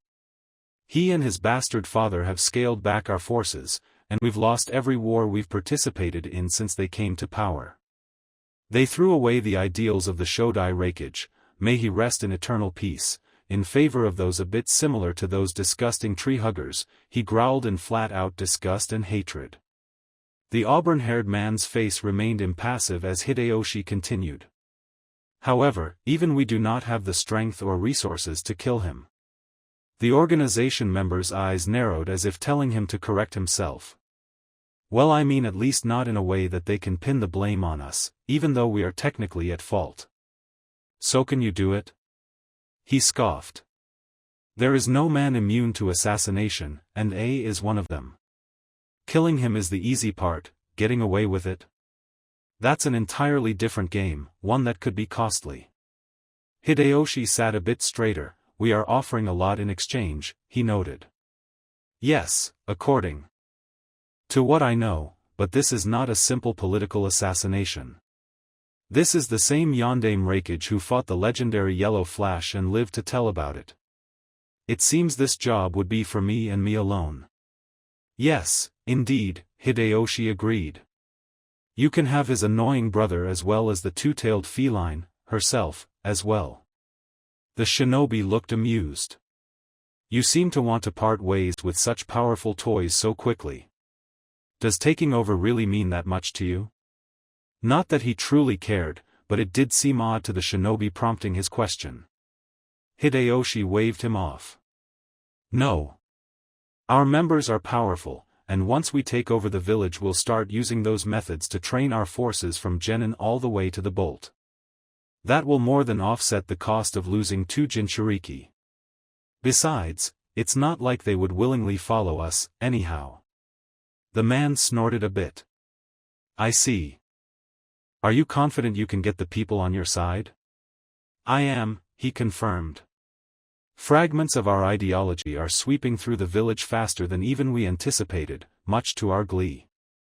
The pot has to tip over at some point, and that's the moment where we will strike. So with that being said, I know your organization needs money as well. How much? Hideyoshi asked, getting to the point. You realize this is a once-in-a-lifetime job, and the man who completes it could live a modest life for the rest of his days, correct? He asked semi-rhetorically. When we have seized Kumo, there will be no shortage of cash, he interrupted again. Half before the assassination and the other half after I complete this job, personally. Hideyoshi grimaced but nodded. How much? He asked again. 50 million ryu, he priced simply. Hideyoshi did his best to not flinch. Half of 50 million? That's a lot of money. You misunderstand, the whole price is 100 million ryu. The 50 is what you pay up front. Hideyoshi's eyes bulged in shock as he stood up. Are you insane? No, he said calmly, but my organization is special. Any lesser men would likely have taken the money and ran off for you to never see again. However, we have much more at stake than to simply just take your money and leave you to fight a coup that you'd assuredly lose. Considering you're getting the largest economic power in the elemental nations, as well as a sizable shinobi force, this should be considered chump change. You want me to kill a Kage, you either pay up, or our business is done here. Hideyoshi gritted his teeth, but the truth of the man's words hit him like a ton of bricks. He was asking the man to assassinate one of the most powerful men in the world. Of course, this wouldn't be cheap. His dream and ambitions all came with a cost, either financially or otherwise. He nodded. Very well, but can you give us a bit of time to come up with the 50 million advance? The mysterious man bobbed his head in acquiescence. That's perfectly acceptable. You already know how to contact us when the time comes. We'll await payment, and then, we shall carry out the assassination at your ready. Once the assassination is complete, taking over the village is your problem, and not ours. We shall expect the 2 Jinchuriki, regardless of whether or not the coup succeeds or not. Understand? I do, Hideyoshi confirmed with a sigh. Who knew taking over a village could be so damn irksome? Very well, then. Good day to you, sir, he said before his entire body started to twist and contort. Hideyoshi looked very alarmed as the man's appearance started to change into an ordinary man and his body felt limp on the floor. Hideyoshi immediately rushed over to check his pulse. His eyes widened. He was never here. He controlled a corpse and made it appear lifelike while it was talking to me? The implications of that fact chilled even the already cold-blooded Akechi clan head. So, it seems I was right in hiring these Akatsuki members. It seems the reports were true. They do certainly live up to the hype. Hideyoshi had a chunin come and dispose of the corpse while he sat back in his office and reviewed some schematics. They had a villager to take over. Thank you for watching. I hope you enjoyed it. Make sure to like and subscribe, and don't forget to share this video with your friends. If you want early updates, check out Patreon. This is Fox Sage, and I'm signing off.